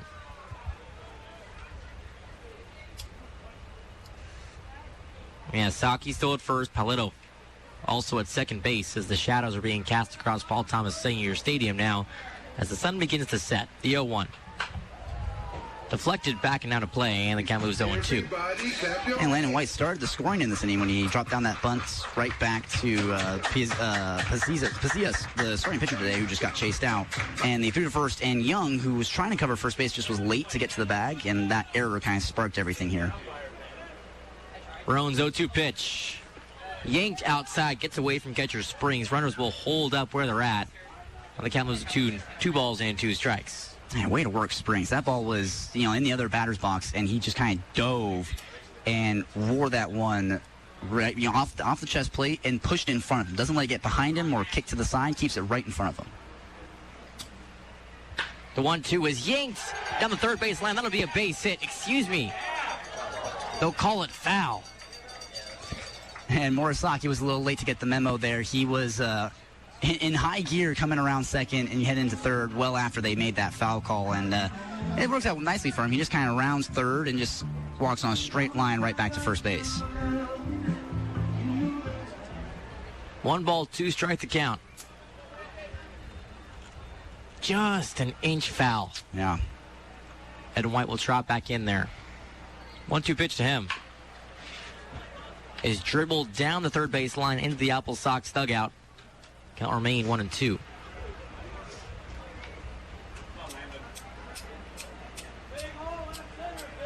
Infield playing back here. Again, shadows being cast across probably a third of the ballpark here. The 1-2. High, ball 2. And you heard a fan there in the stands probably saying big hole in left center. And he's right. There have been 2 doubles in today's game, and both have been to deep left center. And there's no wind today either here at Paul Thomas. So balls are going to fly a bit better towards the left side. The 2-2 pitch. Swinging a ground ball towards third. Florence gloves it. Cross diamond throws in time. And they retire the side. But the Sox pick up 7 in this inning. After picking up 3 hits, no errors, and leaving 2 men on base. Again, 7-0 Sox to head to the top of the 5th here on the Sox Radio Network. Looking for a quality used Euro car? Visit Wenatchee Euro Import Auto Sales in East Wenatchee by the airport. Locally owned with vehicles fully inspected, serviced, and reconditioned by Eric's European and Asian Auto Repair. Don't buy a mystery car from another sales lot when you can buy with confidence from the team at Wenatchee Euro Import Auto Sales, next to Eric's Euro and Wenatchee Rental Cars. Check out their inventory at WenatcheeEuro.com or call 509-888-7697. Foster parents provide the safety, love, and nurturing every child deserves. Many kids are just looking for someone to talk to have fun with, to share their life with. Interested in being a foster parent? Call K Connections at 888-2006. That's 888-2006. K Connections, enhancing the lives of those they serve at 2121 North Wenatchee Avenue. Getting bored with the white walls in your house? Let Exterior Solutions and Alexandria Moldings brighten up your interior. Available in various sizes, Alexandria Moldings lends to great project ideas. Use them to build up beautiful moldings, design wall and ceiling panels, and practical shelves. They can also revive your staircases to their natural shine. Exterior Solutions can help you find just what you need. Alexandria Moldings at Exterior Solutions, 151st Street Southeast in East Wenatchee. Welcome back here to Paul Thomas Senior Stadium, top of the fifth inning. Sox lead 7-0 after a big bottom of the fourth. For the play-by-play, here's Smith Sly. Thank you, Jackson. Yeah, the AppleSox just really explode there in that last half frame, tallying 7 runs as Thornton is still on the mound for Wenatchee. Left-hander's first pitch to Cole Young skips in the dirt for first pitch ball. Been joking about it all day today. Cole Young, exact same name as the Seattle Mariners starting second baseman, as Thornton will kick and deal. Oh, wow, really frisbees the slider over the heart of the plate for strike one. And speaking of the Mariners, they're taking on the Red Sox at home, and that game in the bottom of the third innings, 1-0, Red Sox leading. 1-1 pitch. Really runs it inside, nicks the Evo shield, and that's going to put a runner on to start things here in the fifth. Third baseman, Ryder Flores. You know, we talk about the announcers, Jinx. I brought it up in that last Edmonton game that the AppleSox, hey, they're dead last in the WCL for hit by pitches. And we've had how many hit? Like six or seven hit by pitches here in the last few days? It's insane. The first pitch to Florence, he just lines this sharply up the middle. It skips into the glove of Jonas Shields, who just crow hop threw it right to second base for Brass, or Dunn, I should say, and he's able to field it, but that's going to move everyone up 90 feet. Now, quickly, 2 base runners on for the NightOwls here in the fifth. Yeah, Joe has done a great job of limiting base runners on today. The inning with the most base runners on was in the third. They left 2 stranded. Here's his first pitch to Springs. Swung on, missed, good slider, really slowed him down. He was about an hour early for it, and it's an 0-1 count now.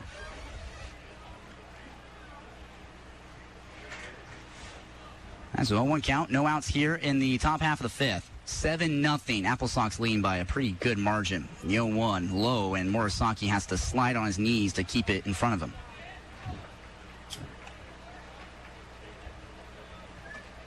And Clark Springs got the catching today. He's returning to Nanaimo after a bit of a hiatus. Played with them in 2024, took a break in 2025, and is back with them now in 2026. 1-1 pitch, cut on, missed. Another good breaking ball from Joe Thornton. His off speeds have just been fooling the NightOwls all night. Joe looking for his 5th strikeout here. Now let's see if he gets it. 1-2 count. The pitch to Springs. Chops this to third. Castanola got it, steps on third, throws across the diamond, double play. Wow, Castanola takes care of business, and there are 2 outs now here in the fifth. Great play by Castanola, heads up as well, knowing the situation. And it was perfect. And the ground ball took him towards third, so he takes an extra step, plants his foot on the bag, then fires across the diamond throw. Very leisurely, too. But he's so strong that he doesn't even need to put that much on it to get it plenty of time. And you're not too worried about Springs, busting up the line. He's a catcher. Catchers aren't supposed to be the speediest guys. As here's the first pitch to Nikko. And he'll foul this right back to the netting. 0-1 the count. Unless you're Cal Raleigh, who last year had, I'm trying to think how many stolen bases he had last year. It was a lot. I remember there being like, hey, you don't really expect catchers to steal this many bags. And he had quite a few, on top of hitting 60 home runs. I mean, a historic year for Cal Raleigh last season. And the 0-1 pitch to the starting left fielder. And he'll slap this foul and falls behind in a big way now, 0-2 to Joe Thornton. Joe looking to leave Florence stranded here. And he's out there at second base. He's traded 3 so far in this total ball game. He's also looking for strikeout number 5. Can he get it? The pitch. Slider, got him, looking, froze him. Wow. That's 5 strikeouts. Washington's others going to celebrate by getting What a pitch from Joe Thornton. The Frisbee slider just completely broke the brain of the Nanaimo NightOwls leadoff hitter, and the threats is retired. No runs on 1 hit, no errors, and 1 man stranded on the base pass. Joe Thornton has been electric all night. Tonight, we're going to step aside here on the Wenatchee AppleSox Radio Network. Come experience the Tap Room by Hellbent Brewing at Pybus Public Market, your family-friendly destination for exceptional craft beer, great food, and a welcoming atmosphere. With 20 rotating taps featuring Hellbent craft brews and local ciders, plus a full bar and local wine list, there's something for everyone. Their chef-driven seasonal menu showcases the freshest local ingredients with bold American and Pan-Asian flavors in every dish. Open daily, visit the Tap Room by Hellbent Brewing and embark on a flavor-filled journey right in the heart of the Wenatchee Valley. Link Transit is your free, clean, and safe ride to where you need to go. Whether you need to go to work, school, run errands, or taking a day trip to Leavenworth or Chelan, Link can take you there. Save gas and don't worry about parking. Plan your trip with Google Maps, Apple Maps, or the Transit app. Skip the fuss. Take the bus with Link Transit. NCW.news is your source for accurate and intensely local news across North Central Washington. Part of Ward Media, an independent company committed to local journalism, NCW.news provides stories from our network-respected community newspapers. Stay informed with news from the Lake Chelan Mirror, Leavenworth Echo, Cashmere Valley Record, Quad City Herald, and Wenatchee Business Journal. With over 100 years recording the region's history, NCW.news and Ward Media keep communities engaged on the issues that matter most. Visit ncw.news for local news you can trust. Buddy's Home Furnishings has furnishings, home electronics, appliances, and computers to suit any home. Whether you're looking for sleek and modern or classic and cozy, Buddy's has furniture for every room that we know you'll love. With our flexible payment options and free delivery and setup, you'll be glad that you went with Buddy's. Well, Joe Thornton stranded his 4th runner of the ball game, and now Cooper Brass leads it off here in the bottom half of the 5th, and the first pitch to him is a breaking ball that's dotted for a strike. And the Sox looking to repeat their magic at bottom of the 4th. 7 runs. Wow. They batted around that inning. The 1-0 pitch is dropped, but under the zone for ball 2.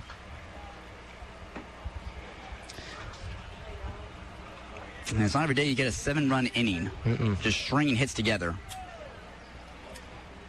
The next offering runs inside for ball 3. 3 straight balls to kick things off here for Roan. Still on the mound for the NightOwls. And the Sox are looking for a shutout in Game 1 against Nanaimo to shut the NightOwls out 12-0. 2-1 pitch is chopped right off home plate. It'll trickle foul. Springs tried to glove it, and his glove fell off in the process and touches it down foul. So that's going to make it a 3-ball, 1-strike count. Pardon me, 2-ball, 2-strike count. I was going off the scoreboard, and it was throwing me off a little bit. So 2 balls and 2 strikes the count on Cooper Brass, starting shortstop today. He's been the starting shortstop for the past few series for the AppleSox since he arrived right before that Kamloops series, and he's been very, very impressive. Comes in today with a .295 average, 13 hits. Of course, make that 14 now after that RBI single in that 7-run 4th inning. Here's a 2-2 pitch to him. Slider, he'll chop this to the left side. Florence cuts it out off in the alleyway. He bobbles it. The throw to first, not in time. The errors just continue to plague the NightOwls, and the AppleSox are just continuing to take advantage.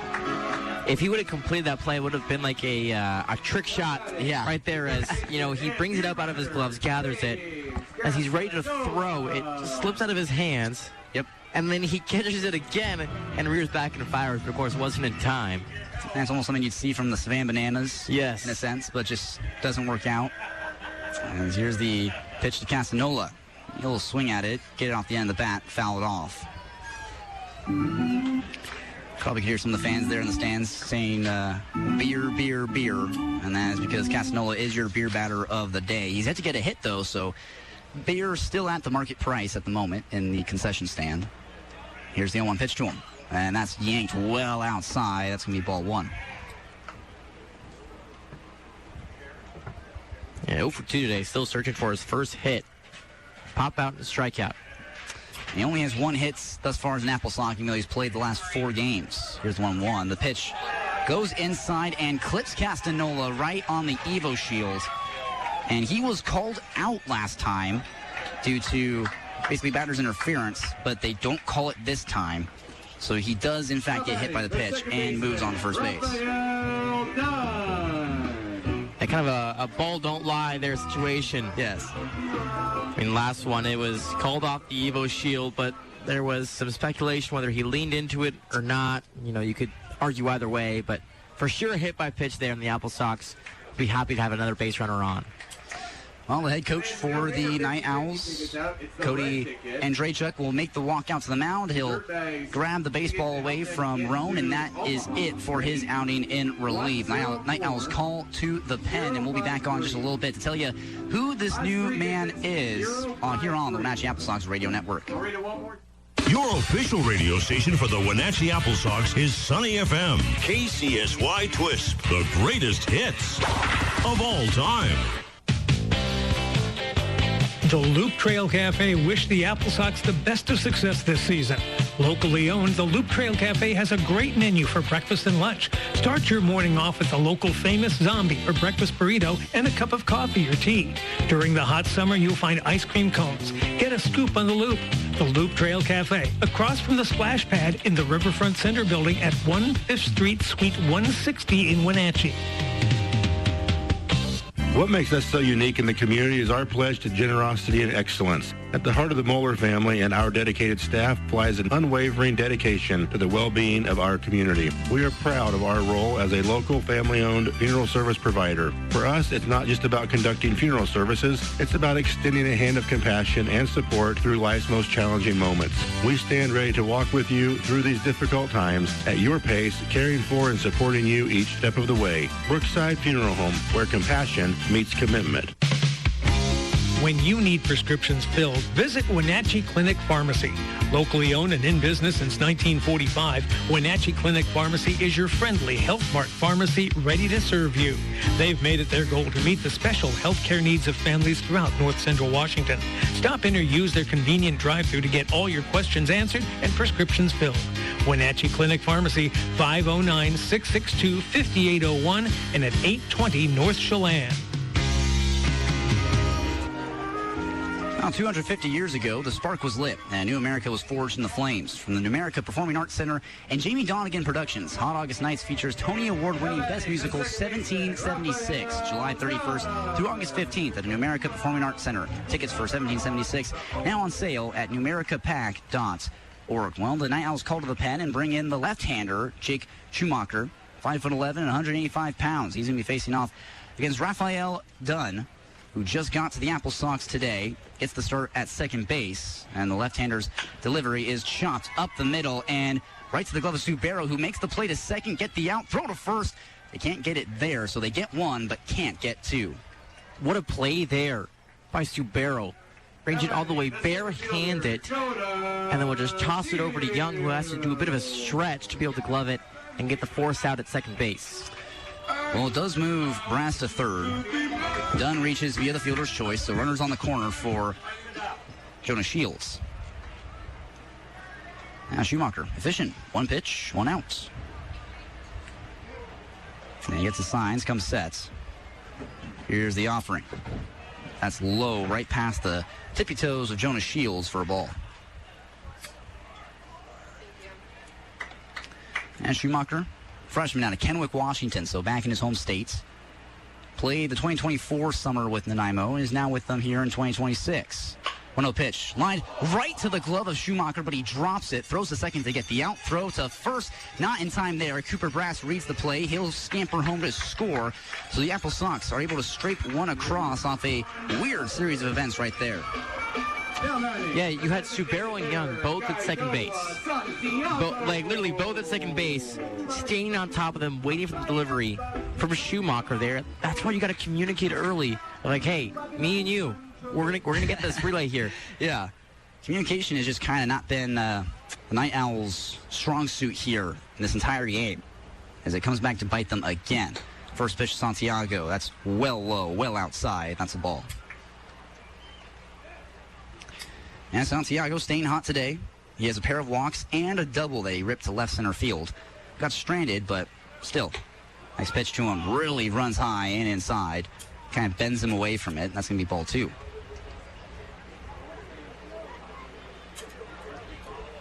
Scores 8-0 here. AppleSox just tallied a run a few seconds ago. Cooper Brass read that play and scored. So AppleSox leading by a big margin here. 2-0 pitch. Outside, good take. A close call there, and Santiago showing off the eyes. Yeah, and the Nanaimo's pitching today just has not been that solid, as solid they would like. It's echoing their first performance last week. Here's the 3-0 pitch to Santiago. He crushes this to right field, skips to the glove of Reynolds out in the outfield, and that's going to move Shields to second, and the hit train just keeps rolling for the AppleSox.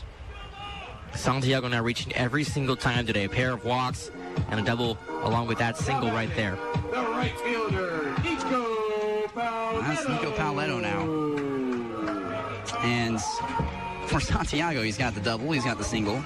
He's just a triple and a home run away from the cycle. And Paoletto's going to bat with 2 runners on here. Santiago at first, Shields at second. Pitch to Paoletto inside, right past his kneecaps. That's going to be ball 1.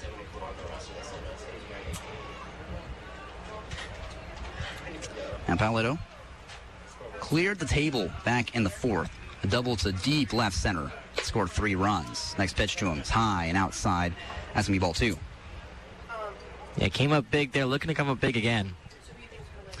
And with that 3-run double, Paoletto now leads the team for hits and leads them for RBIs as well. 25 hits, 17 RBIs. He has just been so fun to watch this entire season thus far. Here's his 2-0 pitch. And he shoots this the opposite way, off the hands, tailing towards the line. That's a fair ball. And that's going to roll all the way to the corner. Shields scores. They're waving home Santiago. Paoletto walks 3. He's around. He's into third standing. A stand-up triple. They get 5 RBIs for Paoletto. He is hyped. Second triple of this season. Gives the AppleSox now a 10-0 lead. What have I been telling you? Paoletto hits the ball incredibly well. Even on that one that seems like it's a mistake, he finds a way to turn it into a triple.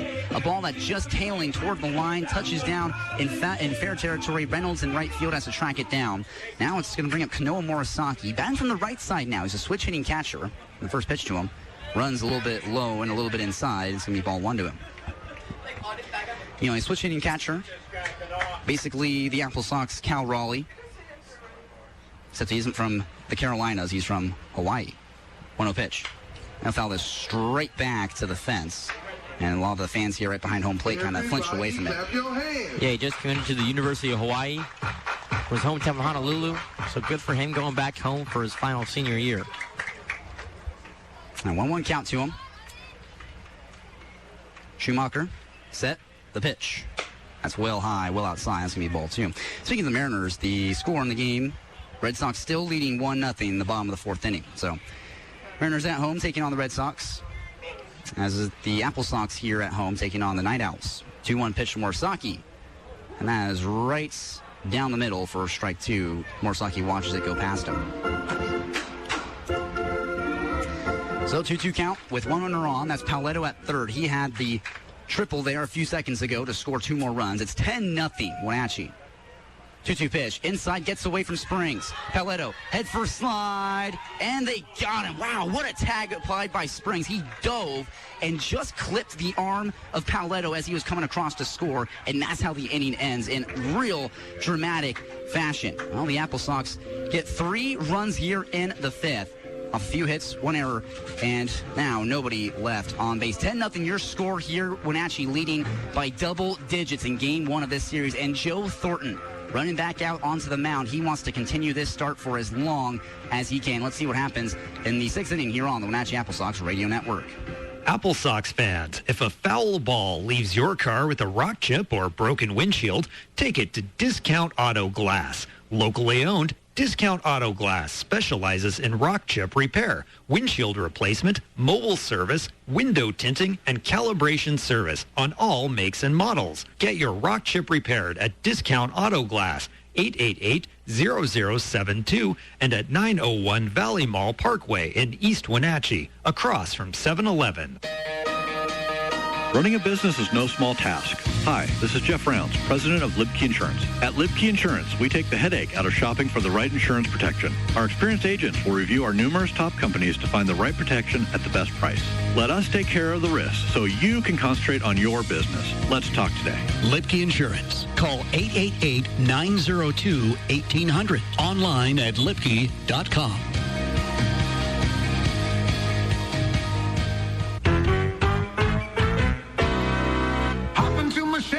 We're gonna take a ride. We're going down to Easy's Burgers, where the food is dynamite. Easy's Burgers.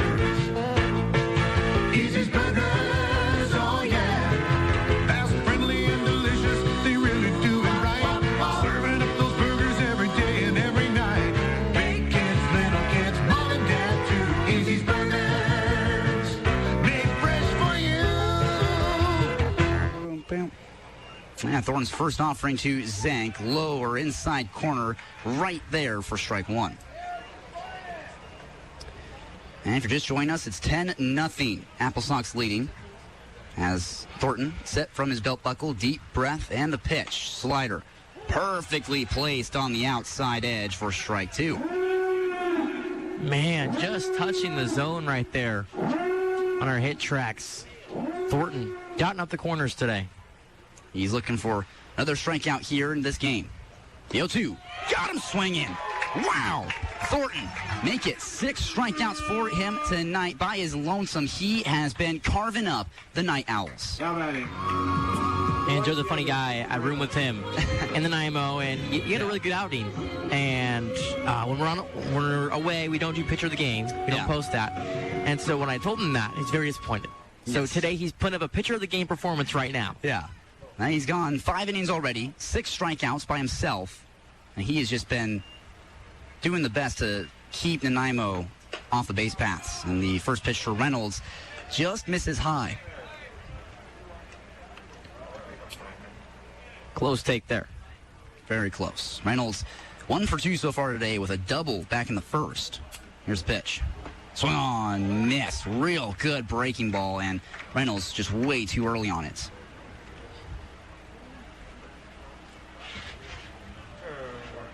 And that double that Reynolds has, it moved Nyclock over to second, and he tried to get third, and Biazizo in left field eventually cut him down on the throw. As the 1-1 pitch is fouled through his legs, and it's going to make it a 1-ball, 2-strike count.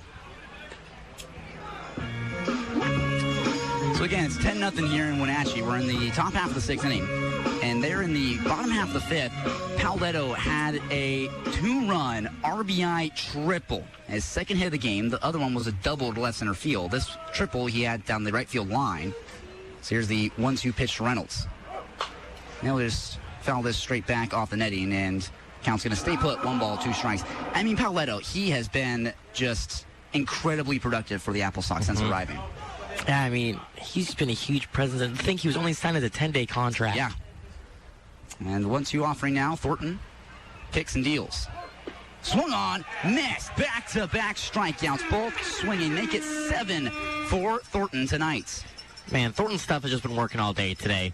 And it's just something against the NightOwls. Same with the NightOwls. He always just has the upper edge, chip on his shoulder, some might say. And it's showing tonight. And let's talk about strikeouts. Now it's Jacob Hayes, who's 0 for 2 with 2 strikeouts. So 2 of the 7 strikeouts that Thornton has tonight. He's got 2 outs here in the 6th inning. Pitch to Hayes, runs inside. That's going to be a ball. And Thornton has sat down the past 2 batters, both swinging strikeouts. He's looking for a 3-up, 3-down inning if he can. The 1-0 pitch to Hayes. Grounded right to Brass at short. He's got it on the forehand. Couple skips, throw to first, and they did it. The side sat down in order. Joe Thornton, he has been phenomenal so far tonight. No runs, no hits, no errors, and obviously nobody left on base. It's still 10-0 here in Wenatchee. Thornton dominating from the left side. And we're going to step aside for a moment here on the Wenatchee AppleSox Radio Network. Let's give a big hand to a proud sponsor of today's game, the Salcedo Group of Companies. Celebrating 25 years of serving our valley, Salcedo does it all, from top-tier HVAC and electrical expertise to major local development. Today, they're proving their philanthropic heart by supporting over 70 local organizations across Chelan, Douglas, and Grant counties, including our very own Wenatchee AppleSox. Locally grown and deeply committed, Salcedo continues to invest in everything that makes our valley home. Thank you, Salcedo Group of Companies. Your teenage years are full of unknowns. Your bank shouldn't be one of them. With People's Bank Teen Access Checking, account holders can build healthy money habits while learning to manage their spending. There are no monthly service charges, no balance requirements, and if the parent or guardian has an existing People's Bank account, adding Teen Access takes less than 10 minutes. You know your teen, we know banking. Teen Access Checking from People's Bank. Easy for them, easier for you. Member FDIC. Hi folks, Kelly Herschel from Valley Tractor and Rentals, your one-stop Kubota shop. Kubota and Valley Tractor is keeping it simple. You want the best-selling compact tractor? Buy a Kubota. You want the best-selling compact excavator? Buy a Kubota. You want the best-selling compact skid steer? Buy a Kubota. You want the best-selling diesel zero-turn mower? Buy a Kubota. You want the best? Buy a Kubota. Kubota and Valley Tractor since 1948, Baker Flats, East Wenatchee. And Joe Thornton sits down the side in order for the second time tonight and also picked up his 7th strikeout of the ball game. Now it's Kanoa Morisaki at the plate for Wenatchee. The first pitch from Schumacher is chopped to the left side. Florence, the third baseman, gloves it, throws across the diamond, throw is high and wide, and Morisaki is safe. Chao almost got that tag applied, but Saki just turned on an extra 1% of the wheels and sped by him. And so now Biazizo's going to bat with a runner on. And it's another error for the Nanaimo NightOwls. The errors have just been brutal for them all game long. That's error number 4 in the ball game. And the head coach for Nanaimo, Andrejchuk, was talking to the field up, trying to ask, like, hey, can we talk about this and maybe get another angle on it? Because it did look like they might have gotten the tag on Morisaki, but they come together, they discuss, and it's a very short parlay, and they agree they did not get the tag down. And so Morisaki's going to be safe at first. Say what? 15 seconds? 15 seconds. Max. What was the over-under on that? Over-under 15 seconds, you know? Now it's Colin Biazizo. First pitch to him from Schumacher. Inner edge, strike one. He watches it go by.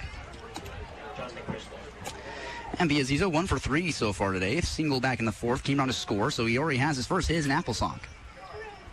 Here's the 0-1 pitch to him. Skipped in the outside batter's box, and Springs is able to almost like pick it like a first baseman on his forehand. Keeps it in front of him. That's going to keep Morisaki there at first. Looks like Saki might need some sunglasses. The sun is hitting right in his eyes right now, so he has his hand. 1-1 pitch. Biazizo chases after on the top rail. That's strike 2. He has his hand out in front of his face right now, just trying to block the sun. Just keep it out of his way because, of course, he's going to see if Schumacher, being a lefty, will be crafty and try and pick off. 1-2 count. Biazizo trying not to go down on strikes.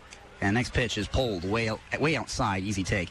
Yeah, the sun kind of shines from left fields towards right field. So as the shadows come in, they cover the third base side and left field first, and then right field and the first base side last.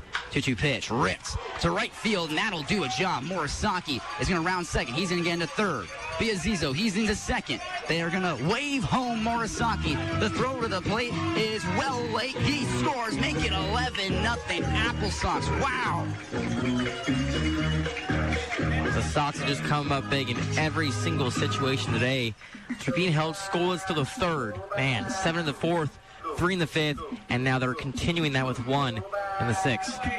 And that's the second hit of the game for Biazizo. His first double and his first RBI. So Biazizo just, man, he is hot in his first game as an AppleSox. That's crazy. It's his first game. He just got down there. Yeah. Gets a start. And he's just tearing out, going 2 for 4. And here's the first pitch to Landon White, and he grounds this off the end of the bat right to Cole Young at second. Easy grab, easy throw, easy out for out number 1 here in the 7th. That's an effective out, though. Hard hit ground ball towards the right side. That's going to advance Biazizo over to third now. And you got one out, a man 90 feet. Ball hits the outfield, most likely makes this a 12-0 ball game. And it's 11-0 here, bottom half of the 6th inning. Cooper Brass coming up to the right-handed batter's box, facing off against the left-handed Schumacher on the mound. And the lefty, set from the belt, working from the third base side of the rubber. His offering to Brass is inside, right on that white line past Brass's toes, and that's going to be ball 1. And so now runner on for Wenatchee. Biazizo at third. He had that RBI double there a few moments ago. And then Landon White just grounded out to Cole Young at second to move him to third. 1-0 pitch to Brass. Outside edge right there for strike 1. And the sun's slowly going down here in Wenatchee, Paul Thomas Senior Stadium, home of the AppleSox. This is game 1 of a 3-game home series against the NightOwls. 1-1 pitch, shot the opposite way. Young ranging over, dives to smother it. He bobbles the ball, and that's going to allow Brass to be safe off a single, and Biazizo scores. Good effort there by Young to try and dive and glove it, but it was hit just hard enough and out of position and out of the way of Young to come down to the base hit as he's playing in really close to second base, straight up the middle, and any hit to the right side is going to spare well for the AppleSox.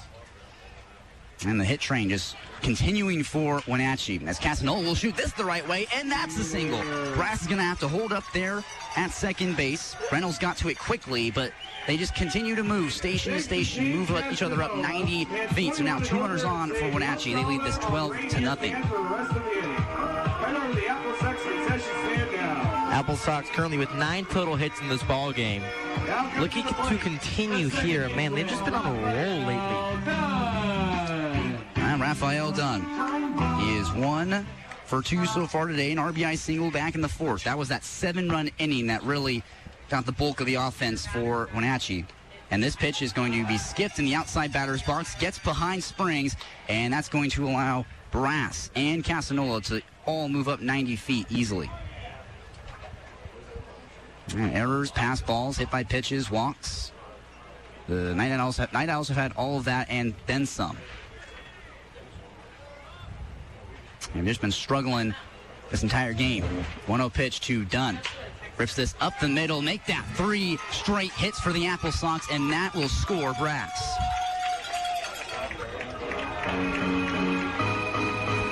Man, the Sox have just found a way to link and string hits together. I mean, there hasn't been a lot of loud banks today. I mean, those really come off of Nikko Paoletto today with that bases clearing double and 2 RBI triple. But besides that, it's pretty much just going station to station and moving your guys along and having really good approaches, shortening up their swing and knowing they don't have to do anything too much, but just find a gap through the infield. And so it's 13-0 here in Wenatchee. 3 runs have scored already here in the bottom half of the 6th. First pitch to Shields. Right down Main Street for a strike. And runners on the corners for the AppleSox. Dunn at first. Casanova at third. 1-0 count on Shields. Schumacher. Deep breath. Here's the pitch. That just evades that lower inside portion of the zone. That's going to be ball 1.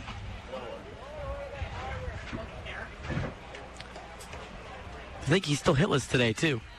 And Shields is usually the one who is igniting the offense, but it hasn't necessarily been him today. The 1-1 pitch is low and inside. It spits out on the glove of Springs, and good read there by Dunn to see the ball on the ground and takes off for second base. No throw from Springs.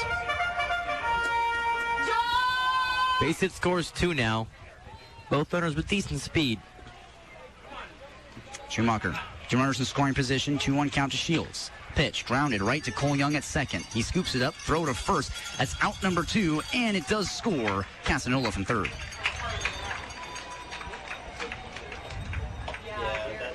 So you see right there, doesn't get a hit, but what's what we like to call productive outs or a quab. A quab, a quality at bats. You're learning. I remember your quab from yesterday. Yes. And, I mean, does the job. I mean, exactly. Brings in the run, advances the runner to third. Another great spot. Pinch hitter, it's Harlan Rowe. Yeah, after Canoa Santiago got the job done, they're going to finally lean on Harlan Rowe to come in and get some at-bats, get some playing time. Here's a pitch to him. And he takes strike one on the outside corner. Twitched his hands, thought about that one there. And he's batting with 2 outs here in the 6th. 1 runner on. That's done over at third. He had an RBI single just a few at-bats ago. A 1 pitch to Rowe. Line, left side, and another run scores. RBI single, Harlan Rowe. Pinch hit, job done. Wow. The majority of these hits in this inning have gone the other way. Obviously, Rowe a lefty there, so he's going to shoot it towards the left side. Well, the AppleSox have done a great job with their approach of shortening up their swing. I know I keep on saying that, but they really know that they don't have to win this ball game with the swing of a bat. All they do is string those hits together, and it's coming up very fruitful today. And Paoletto up to bat now. Pitch to him. That's well high for a ball. And Paoletto, 1 double, 1 triple, 5 RBIs. No, those aren't his season stats. Those are his numbers tonight in just this game. 1-0 pitch. Right down the middle for strike 1. And Paoletto looking to go 3 for 4 and possibly pick up another RBI. Maybe he could shoot a ball over that right field fence as he goes chasing at a top shelf fastball. That's going to be strike 2. He's been clutch all day today, showing off the power behind his bat. I mean, hey, I'm going to say it. Home run and single away from a cycle. And it starts right now. 1-2 counts. Pitch hits him right on the thigh. Wow. He doesn't get the single, doesn't get the home run, but he gets a hit by pitch. You know, now he just needs a walk and a fielder's choice, I guess, for the non-traditional cycle, because he has an error already. The catcher, Now it's Kanoa Morisaki, who took over for Coupland early on in this game. Coupland was your starting catcher tonight, but grounded into a double play in the first. Hurt himself, is what we've gathered, some kind of hamstring tightness. And now Morisaki taking over, batting from the right side, switch hitting catcher. And the pitch to Morisaki.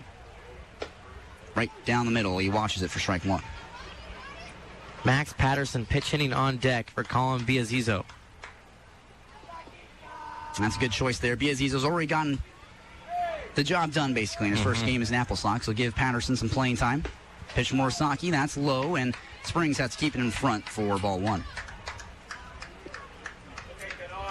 It's 15-0 here in Wenatchee. 5 runs have scored already in this 6th frame. Schumacher looks and fires high and outside. That's ball 2. And this is the way to respond after last night. Yes. After getting shut out, now you put up 15 runs and have the potential to shut out the opponent. Schumacher been just getting beat around here in this inning. He just wants to get out of the frame as soon as he can. 2-1 pitch. Outside and just can't catch a sliver of the zone. That's going to be ball 3. The last time the AppleSox scored at least 15 runs was August 5th, 2025 at Kelowna, where they scored 16. So now AppleSox put it down for June 19th. Here's a 3-1 pitch. Morisaki flares this high in the air, straight back, coming into the stands, and will sail just over the press box here and into the space behind us. So now we got a full count here. 3 balls, 2 strikes, 2 outs, 2 runners on. Yeah, Paoletto at first, Harlan Rowe at second. Runners take off. This is line to shallow center field.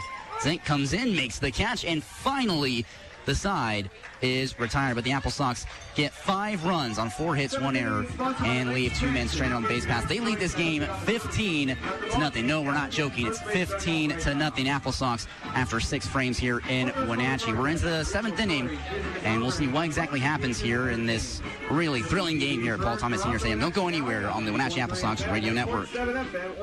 Have you ever thought about how much you're on your feet? A comfortable pair of boots can make a real difference. If you've had a hard time finding a good pair of boots, visit Neil's Boots, Shoes and Repair, where you'll find a good selection of Danner boots, including Light 2s, Vicious, and Radical 453s. They also carry Smoke Jumper and Hawthorne White Boots. Neil's Boots, Shoes, and Repair. 811 South Wenatchee Avenue. Dr. Scott Bibbins Family Dentistry. Friendly professional staff where they take care of all of your dentistry needs. Fillings, cleanings, root canals, crowns and bridges, orthodontic appliance therapy, oral surgery, and dental implants. Complete dentistry for the whole family, where their experienced staff takes pride in offering comfortable care in a relaxed atmosphere and strive to exceed your expectations. Dr. Scott Bibbins Family Dentistry, now at their new home at 445 Mission Street, across from Banner Bank in Wenatchee. The convenient parking off Mission and 5th Street. Since 1977, Hagelin's Trophies has provided North Central Washington with the best in awards. Capture those special memories with a trophy, plaque, or award from Hagelin's Trophies. They also engrave name badges, desk and wall signs, and can customize your badges, signs, and awards with your logo on their laser engraving system. If you need promotional items, they can help there too. Hagelin's Trophies, 123 North Chelan in Wenatchee, and at Hagelin'sTrophies.com. And Joe Thornton finally takes a seat on the bench. He goes 6 innings with allowing only 3 hits, 2 walks, 7 strikeouts, no runs. He dominates the Night Owls, and taking over from him on the mound, another right-hander, Jonathan Krishner, and taking over the play-by-play, it is Jackson Dodd. Thank you, Smith. Krishner, I mean, man, he's been a clutch guy for the AppleSox all season. For this first batter, Smith, tell us a little bit about him. Oh, absolutely. Coming up for the Night Owls, it's Lucas Chiha. And looking at Krishner, he's a sophomore out of Hazlet, Texas, Weatherford Junior College, played the last 2 years there. This past spring ended with a 7.84 ERA, 14 appearances for Krishner, all in relief, so no games started for him. And he had a 10 strikeout to 12 walk ratio, so not necessarily great there, but he's been phenomenal thus far with the Sox. Lucas Chiha, again, leading off the 7th. The first pitch to him is fouled back weakly, and the count is 0-1. Yeah, Thornton, what a day. What a day. What a day. 7 strikeouts in 6 innings of work, all scoreless and only 2 walks alongside that with 2 hits. Couldn't ask for a better performance there. Krishner winds back, and the 0-1. Fastball yanked just outside. The count moves to 1-1. It's really the story of 2 different score sheets today. Like looking at the Night Owl score sheet, it's completely blank, and then the AppleSox just full of runs scored. The 1-1. Swung on and flied out to right field. Moving in is Paoletto. He makes the grab. And the first out retired. It's like, the AppleSox have batted around twice in this game, and the Night Owls have sent the minimum to the plate twice. So it's the story of 2 teams, really, at the end of the day. Both about as different as they get in today's game, at the very least. Francis Subero now 0 for 2. Krishner, the windup, and the first offering. As a fastball just above the belt for ball 1. Max Patterson now playing in left field. Came into pitch hit for Colin Biazizo. The 1-0 pitch. Just inside, and the count moves to 2-0. Really good take there by Subero, who enters his ball game 1 for 16 after today moves to 1 in 18 so far. 2-0 pitch from Krishner. Dotted that fastball in the outer black, and the count moves to 2-1. Yeah, Subero, the average was .063 in about 5 games played, this being his 6th. The 2-1 pitch on the way. Is 2-hopped over to Dune. Over at second, collects himself and fires. And the second out is recorded. And two batters face, 2 outs. The AppleSox retired the side in order back in the 6th, and now you're just 1 out away from doing it back-to-back innings. Good opportunity here for Krishner. One of the best relievers for the Sox this year. Has come up big in every single situation he's been thrown into. First offer here to Cole Young. Taken in the dirt for ball 1, and the sun is fully set here at Paul Thomas Senior Stadium. Lights have been turned on. Sun baking the hills of East Wenatchee and Fancher Heights. The 1-0. Swung on and lofted out to right field. Moving back as Paoletto. And just like that, the Night Owls go down 1-2-3 as Paoletto makes the final grab. No runs, no hits, no errors, and nobody left on base. Sox lead 15-0 as we head down into the bottom of the 7th. Time to stretch here on the AppleSox Radio Network. Come celebrate Independence Day at the 12 Tribes Colville Casinos with our Independence Day hot seats. From noon to 4 p.m. July 4th, every hot seat player will have a chance to win up to $1,000. Play your favorite game for your chance to hear your name called for a hot seat and be one of 15 guaranteed winners walking away with $1,000. Don't miss the Independence Day hot seats July 4th at all 12 Tribes Colville Casino locations. Cooley Dam, Lakeshore, and Omac. 12 Tribes Colville Casinos. Far from the ordinary, close to the adventure. Gambling problem? Please play responsibly. Call 1-800-522-4700. I have come to the conclusion that one useless man is called a disgrace, that two are called a law firm, and that three or more become a Congress. And by God, I have had this Congress. 250 years ago, the spark was lit, and a new America was forged in the flames. From the Numerica Performing Arts Center and Jamie Donegan Productions, Hot August Nights features Tony Award-winning musical 1776.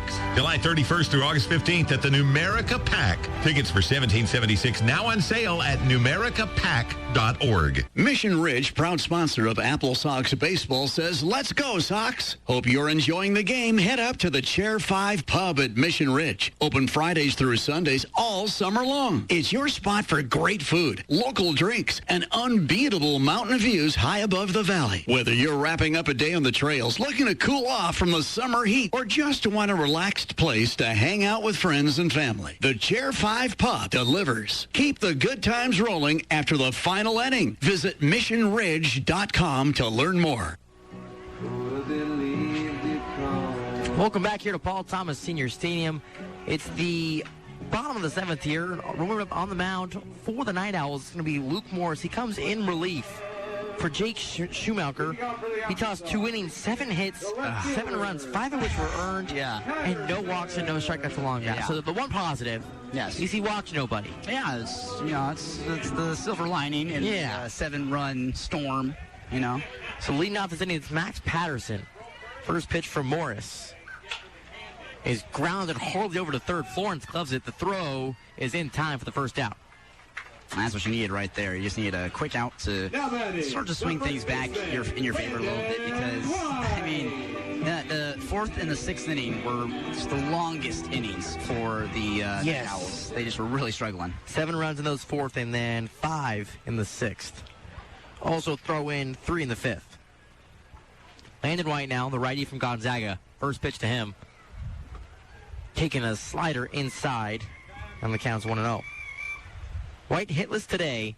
He walked in the 2nd, reached on an error in the 4th. At the belt, Morris hits the sign, wind up and the pitch, the 1-0. It's hit the other way over the head of the jumping Chiha. A base hit for Landon White with 1 out. He finally gets his first hit. He reached base back in the 4th off an error. He laid down in bunts and then grounded out the last 2 times. So finally gets his first hit of the ballgame. Cooper Brass now. He steps in, having quite a day himself. Going 2 for 4 with a pair of RBI singles. He waggles his bat in the first offering. Grounded. Second base. Young puts the tag down, throws to first, and a double play. The Sox go down in order, 1-2-3. Getting a taste of their own medicine. No runs, 1 hit, no errors, and nobody left on base. Sox lead 15-0 to head to the top of the 8th here on the AppleSox Radio Network. Discover what Premier Senior Living is all about at Blossom Valley Assisted Living and Blossom Creek Memory Care in beautiful Wenatchee. Blossom Valley Assisted Living and Blossom Creek Memory Care communities provide seniors with a stress-free style of living that enhances the mind, body, and spirit. There's always so much going on, from shopping trips to gardening to fitness activities. Plus, you can enjoy peace of mind knowing that trained care staff are present 24/7. Schedule a private tour experience at Blossom Valley and Blossom Creek. AppleSox fans, if a foul ball leaves your car with a rock chip or broken windshield, take it to Discount Auto Glass. Locally owned, Discount Auto Glass specializes in rock chip repair, windshield replacement, mobile service, window tinting, and calibration service on all makes and models. Get your rock chip repaired at Discount Auto Glass, 0072 and at 901 Valley Mall Parkway in East Wenatchee, across from 7-Eleven. Hey, it's Stacy with the Floor Factory is Flooring America. Whether you're looking for a small project or a large one, from special order options to our large selection of in-stock, we can help you. From the latest color and style trends or to more of a classic style, we can help you. Carpet, hardwood, luxury vinyl, laminate, and even sheet vinyl. Come check out our newly updated showroom and our last chance bargain basement. They're great for do-it-yourself, or we have professional installation available too at 13 South Wenatchee Avenue. It's where friends send friends to the Floor Factory. Nathan Woodside now catching for the AppleSox here, coming in for Kanoa Morisaki. Leading off the top of the 8th here, it's Ryder Florence. Behind him, Clark Springs and Aiden Nicoluk, your guaranteed 3 batters here. The first pitch from Jonathan Christner on the way. This one's a fastball in there for strike one. It's also time for the WCL scoreboard report presented by Exalt Wellness. Visit exaltwellness.com today and discover holistic, non-invasive care tailored just for you. But first, watch this 0-1 pitch from Christner. This is lined weakly into the glove of Dune. On the first out retired. So, Smith, what do you got? Well, looking around the league, you got the Victoria Harbor Cats playing the Port Angeles Lefties. They're in the top of the 7th. It's 5-1, Victoria leading. Then you got Portland and Springfield. In Springfield, it's the top of the 6th inning, and Portland, they're leading by 4 runs, 8-4. And then Edmonton playing against Corvallis, bottom of the 6th inning, and Corvallis, the Knights, are leading by 1 run, 4-3. Park Springs, first pitch to him. Swung on, missed. Then you got the Kelowna Falcons playing against Bend. They're in the top of the 6th inning. It's 13-1, Kelowna leading by a huge margin. Then Yakima Valley and the Marionberries. It's 8-4, Marionberries leading in the top half of the 6th inning. The windup and the pitch from Christner. Outside for ball 1. Then in the bottom of the 7th, you got Bellingham and Kamloops playing each other in Bellingham, and the Bells are leading 7-1. So you don't like to see that if you're an AppleSox fan. And then lastly, Walla Walla and Ridgefield. In Ridgefield, it's tied up 4-4 in the 7th inning. The 1-1 pitch is high, bringing the count to 2 balls and 1 strike. And yeah, Smith, you want to get a Bellingham loss today. Yeah. And of course, the AppleSox on track to win this ball game. There's a windup in the pitch from Christner. 2-1's deflected into the screen. Kamloops a 2-2, and unfortunately with the AppleSox loss last night and the Bellingham win, it gave Bellingham a game up now. I mean, they still are a game back, but they initially were 2. Mm-hmm. And it's getting a little close now. 2-2 pitch on the way. He ganked hard outside.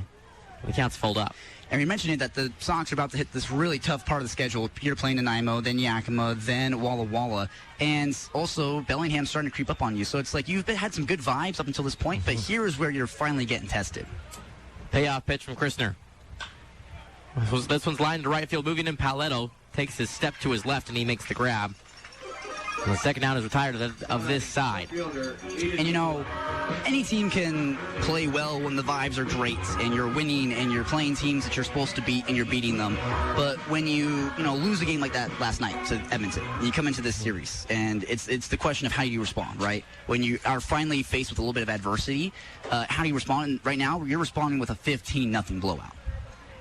Top of the order, Aiden Nicoluk, first pitch. Fastball outside for ball 1. And Nanaimo right now is in 3rd place in the North Division, 2 games back from the AppleSox at 11-7. Of course, the AppleSox win today. Nanaimo loss is going to spell well for the Sox.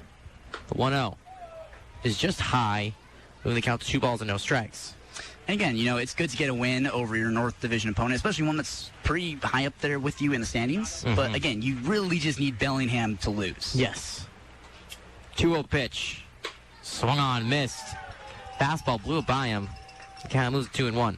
And like in a perfect world, it's not possible because you're playing Nanaimo right now. But in a perfect world, you would want probably Nanaimo to win, Bellingham to lose. Yes, exactly.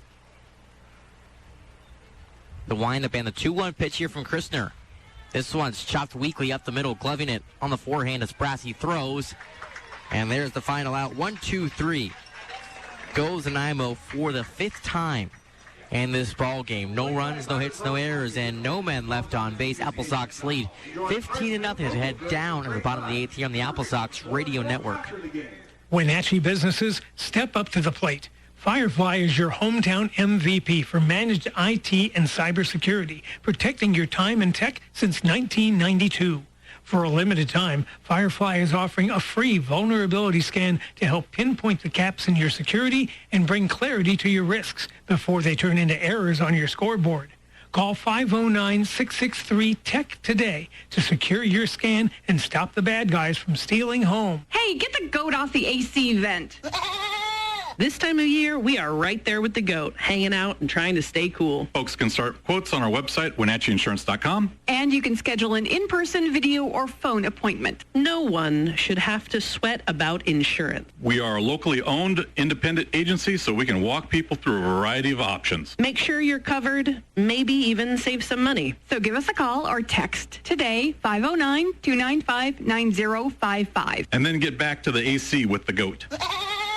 At Banner Bank, cheering on the AppleSox is just one more way they show their appreciation for the Wenatchee Valley. When it comes to your finances, it's all about how they can help you move forward with truly personal service, smart financial solutions, and being the local expert by your side when it matters most. In fact, Banner Bank has been named one of the 100 best banks in America by Forbes for 10 straight years and one of Newsweek's best regional banks again this year. Stop by your local Wenatchee branch or visit bannerbank.com. Banner Bank, member FDIC. Welcome back here to Paul Thomas Senior Stadium, bottom of the 8th inning. Shiona Habuto will lead off here in for James Castanola. Castanola today went 1 for 3 with a single most recently in the 6th. Besides that, picked up a strikeout and then a pop out besides that. Also, he had a hit by pitch in the 5th inning there. Habuto out of Tokyo, Japan, and there's also a new bump. Smith, who's on the mound? Well, they're going to throw another right-hander. It's going to be Easton Mold. He's a sophomore out of Nanaimo, British Columbia. He's playing at Pikeville University and returned to Nanaimo after he played with them last summer. First offering on the way. Mold fires. It's outside for ball 1. And Mold's a two-way player, too, so typically plays in the infield, but now he's they're throwing him out here basically to just try and get him out of this game. Yeah. The 1-0. Swung on, grounded up the middle into the glove of Mold. Mold, underhand toss, and the first out is set here. And Mold's got these vibrant highlighter yellow cleats that really, I don't know if pop's the word, because that's like too positive. Like they just like contrast against the gray pants and the light gray jerseys for Nanaimo. So it's just kind of a weird combo to have highlighter yellow cleats with this jersey. Pinch hitter Gage Wareham now. First offering to him from Mold. The breaking ball in there for strike 1. Just cliff at the knees. Really good pitch there. Wareham coming in for Raphael Dunn. As the 1-1's he yanked outside, gets past catcher Springs, and the count moves to 2-1. And yeah, Dunn, pretty good day. He went 2 for 4 with a pair of singles and RBI as well, most recently in the 6th. Reached on a fielder's choice in the 5th and lined out in the 3rd. 2-1. It's lined towards left field the other way. Moving in is Nikoluk. He makes it the grab and squeezes it in for the second out. And Wareham, pitched in there in that 9-hole spot. He was thrown into the deep end kind of for that Edmonton series when he got here to Wenatchee. Thrown out at shortstop, and he had a couple errors. And so, you throw into the deep end, and you struggle a little bit. And then now he's going to get some time to get some more playing time. But now lamp card flips over for Jonas Shields. Shields, first offering to him. Breaking ball inside for ball 1. Shields hitless today, but has reached the base pass twice today in the 4th and 5th by hit by pitch and fielder's choice. The 1-0. Swung on and missed. Moving the count to 1 ball and 1 strike. AppleSox today with 12 hits. Nanaimo with 3 and also 5 errors. Mold, glove at the face, and the pitch is a breaking ball just in, moving the count to 2-1. You'll see a lot in WCL, really. The team that commits the fewest errors is going to be the one that wins. So when you play on certain fields that might give you bad hops, you just got to limit the errors. Mold's 2-1 offering is high for ball 3. Because really, it's that when you're committing errors, you're just beating yourself. And in all honesty, yes, the AppleSox have kind of like 12 hits, but those 5 errors, it's really more the NightOwls are beating themselves. 3 balls, 1 strike to count. The pitch deflected back into the netting. The count moves to 3-2. You see, a game where you lose I don't know, 8-3, right? That's, you got beat because they out-hit you or something like that. 15-0, and with 5 errors, that's because you're beating yourself. Payout pitch on the way. Jonas Shields will pop this one up into the infield. Young works towards his left, calls everyone off, and makes the grab. The Sox go down in order for the second time in a row. 1, 2, 3. No runs, no hits, no errors, and no men left on base. Wenatchee leads 15-0 as we head to the top of the 9th here on the AppleSox Radio Network. Eric's European Auto Repair and Sales is proud to support Wenatchee AppleSox baseball. Eric's is the #1 place for European auto repair anywhere in Central Washington. For service, repair, diagnostics, and more, visit ericseuro.com. That's ERIKSEURO.com to book online or call or text 509-888-7696. Open weekdays 7:30 to 6 with after-hours pickup and drop-off available. Enjoy 50% off rental cars when your vehicle is in the shop.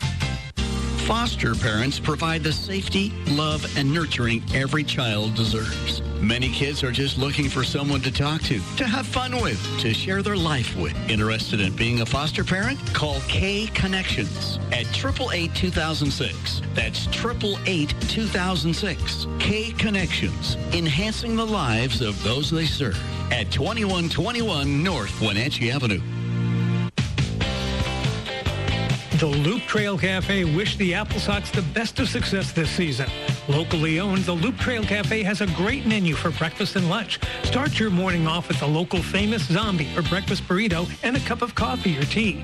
During the hot summer, you'll find ice cream cones. Get a scoop on the Loop. The Loop Trail Cafe, across from the splash pad in the Riverfront Center building at 1 5th Street, Suite 160 in Wenatchee. Top of the 9th here with the NightOwls having a big hole to climb out of. It's 15-0.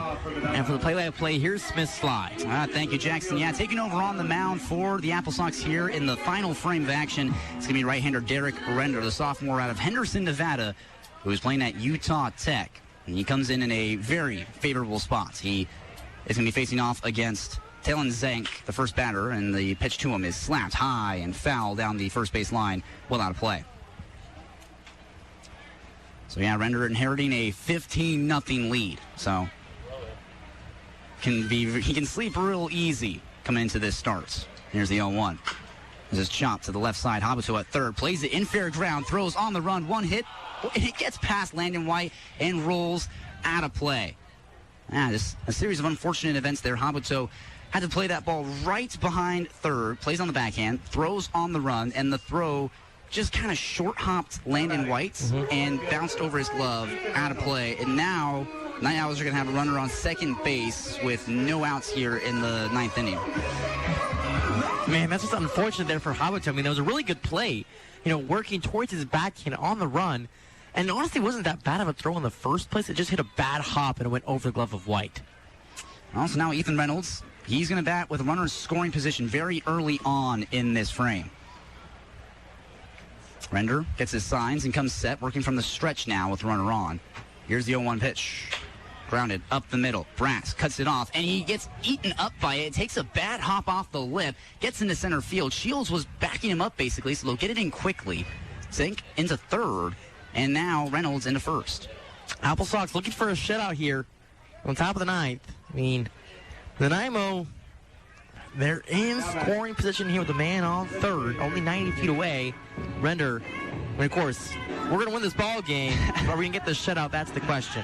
Exactly. Now, I was feeling like I might have jinxed him there, saying, hey, you got an easy breezy path to victory here. And here's the first pitch to Hayes. Runner takes off, cut on, fouled right back to the glove of Woodside.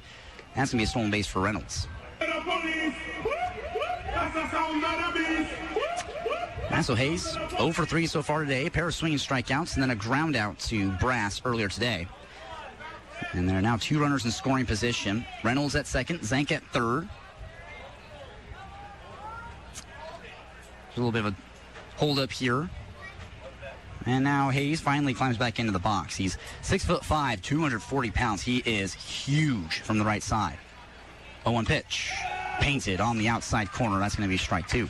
Really good location there. Strikeout's going to be huge here. And there's no outs here top of the 9th. It's 15-0, Wenatchee leading. And they're looking for win 1 in game 1 of this series. Render, the 0-2. Chop to the left side. Paoletto. It gets under his glove, gets past Brass into left field. That'll score a run. 3 straight errors here in the 9th, and the shutout has been lost. Yeah, unfortunately, I mean, the Sox, now you got a 14-run lead, but you lost the opportunity for a shutout, which is a great way to respond after getting shut out the night before. Now you just need 3 outs here, and apparently they've just been hard to come by. Now there's runners on the corners for Nanaimo. Hayes at first, Reynolds at third. Climbing up to the mound, it's Chia. First pitch to him. He grounds it to the right side. It splits it. That's the first single of the inning, and another run scores. So make it 15-2. Nanaimo chipping away at it slowly but surely. Yeah, it's just tough for the AppleSox here. We got runners first and second base, and you lose your shutout. You've got a very comfortable lead, but you don't want Nanaimo going into the game tomorrow with holding on to some hope. You don't want that. First pitch to Subero. That misses well low. That's going to be ball 1. And Francis Subero out of the Dominican Republic. And the 1-0 pitch to him. Hit hard right to Brass at short. He dives for it, spits out of his glove. They'll keep it in the infield, but everyone advances 90 feet. That's a hard single off the bat of Subero. And now Nanaimo's doing what the AppleSox are doing in the previous big innings today, is taking advantage of errors and then stringing hard-hit singles together. And so now Woodside's going to go out to the mound to talk to Render. Still no outs here in the 9th inning. 2 runs have already come across the score, so it's 15-2. The AppleSox leading by 13 runs. But, you know, knowing the WCL, anything can happen here. So who knows? You know, Render might just completely collapse here. You got the bases loaded for Cole Young. And no, not the Mariners' Cole Young. Cole Young here on Nanaimo. Render, right-handed pitcher. Young, right-handed batter. Comes sets from the belt buckle. Here's the pitch. And he'll foul this off his back foot, gets a piece of Woodside, and gets a piece of the home plate umpire, Shane Kelly. Yeah, ricocheted off everyone there. Yeah, a little pinball action.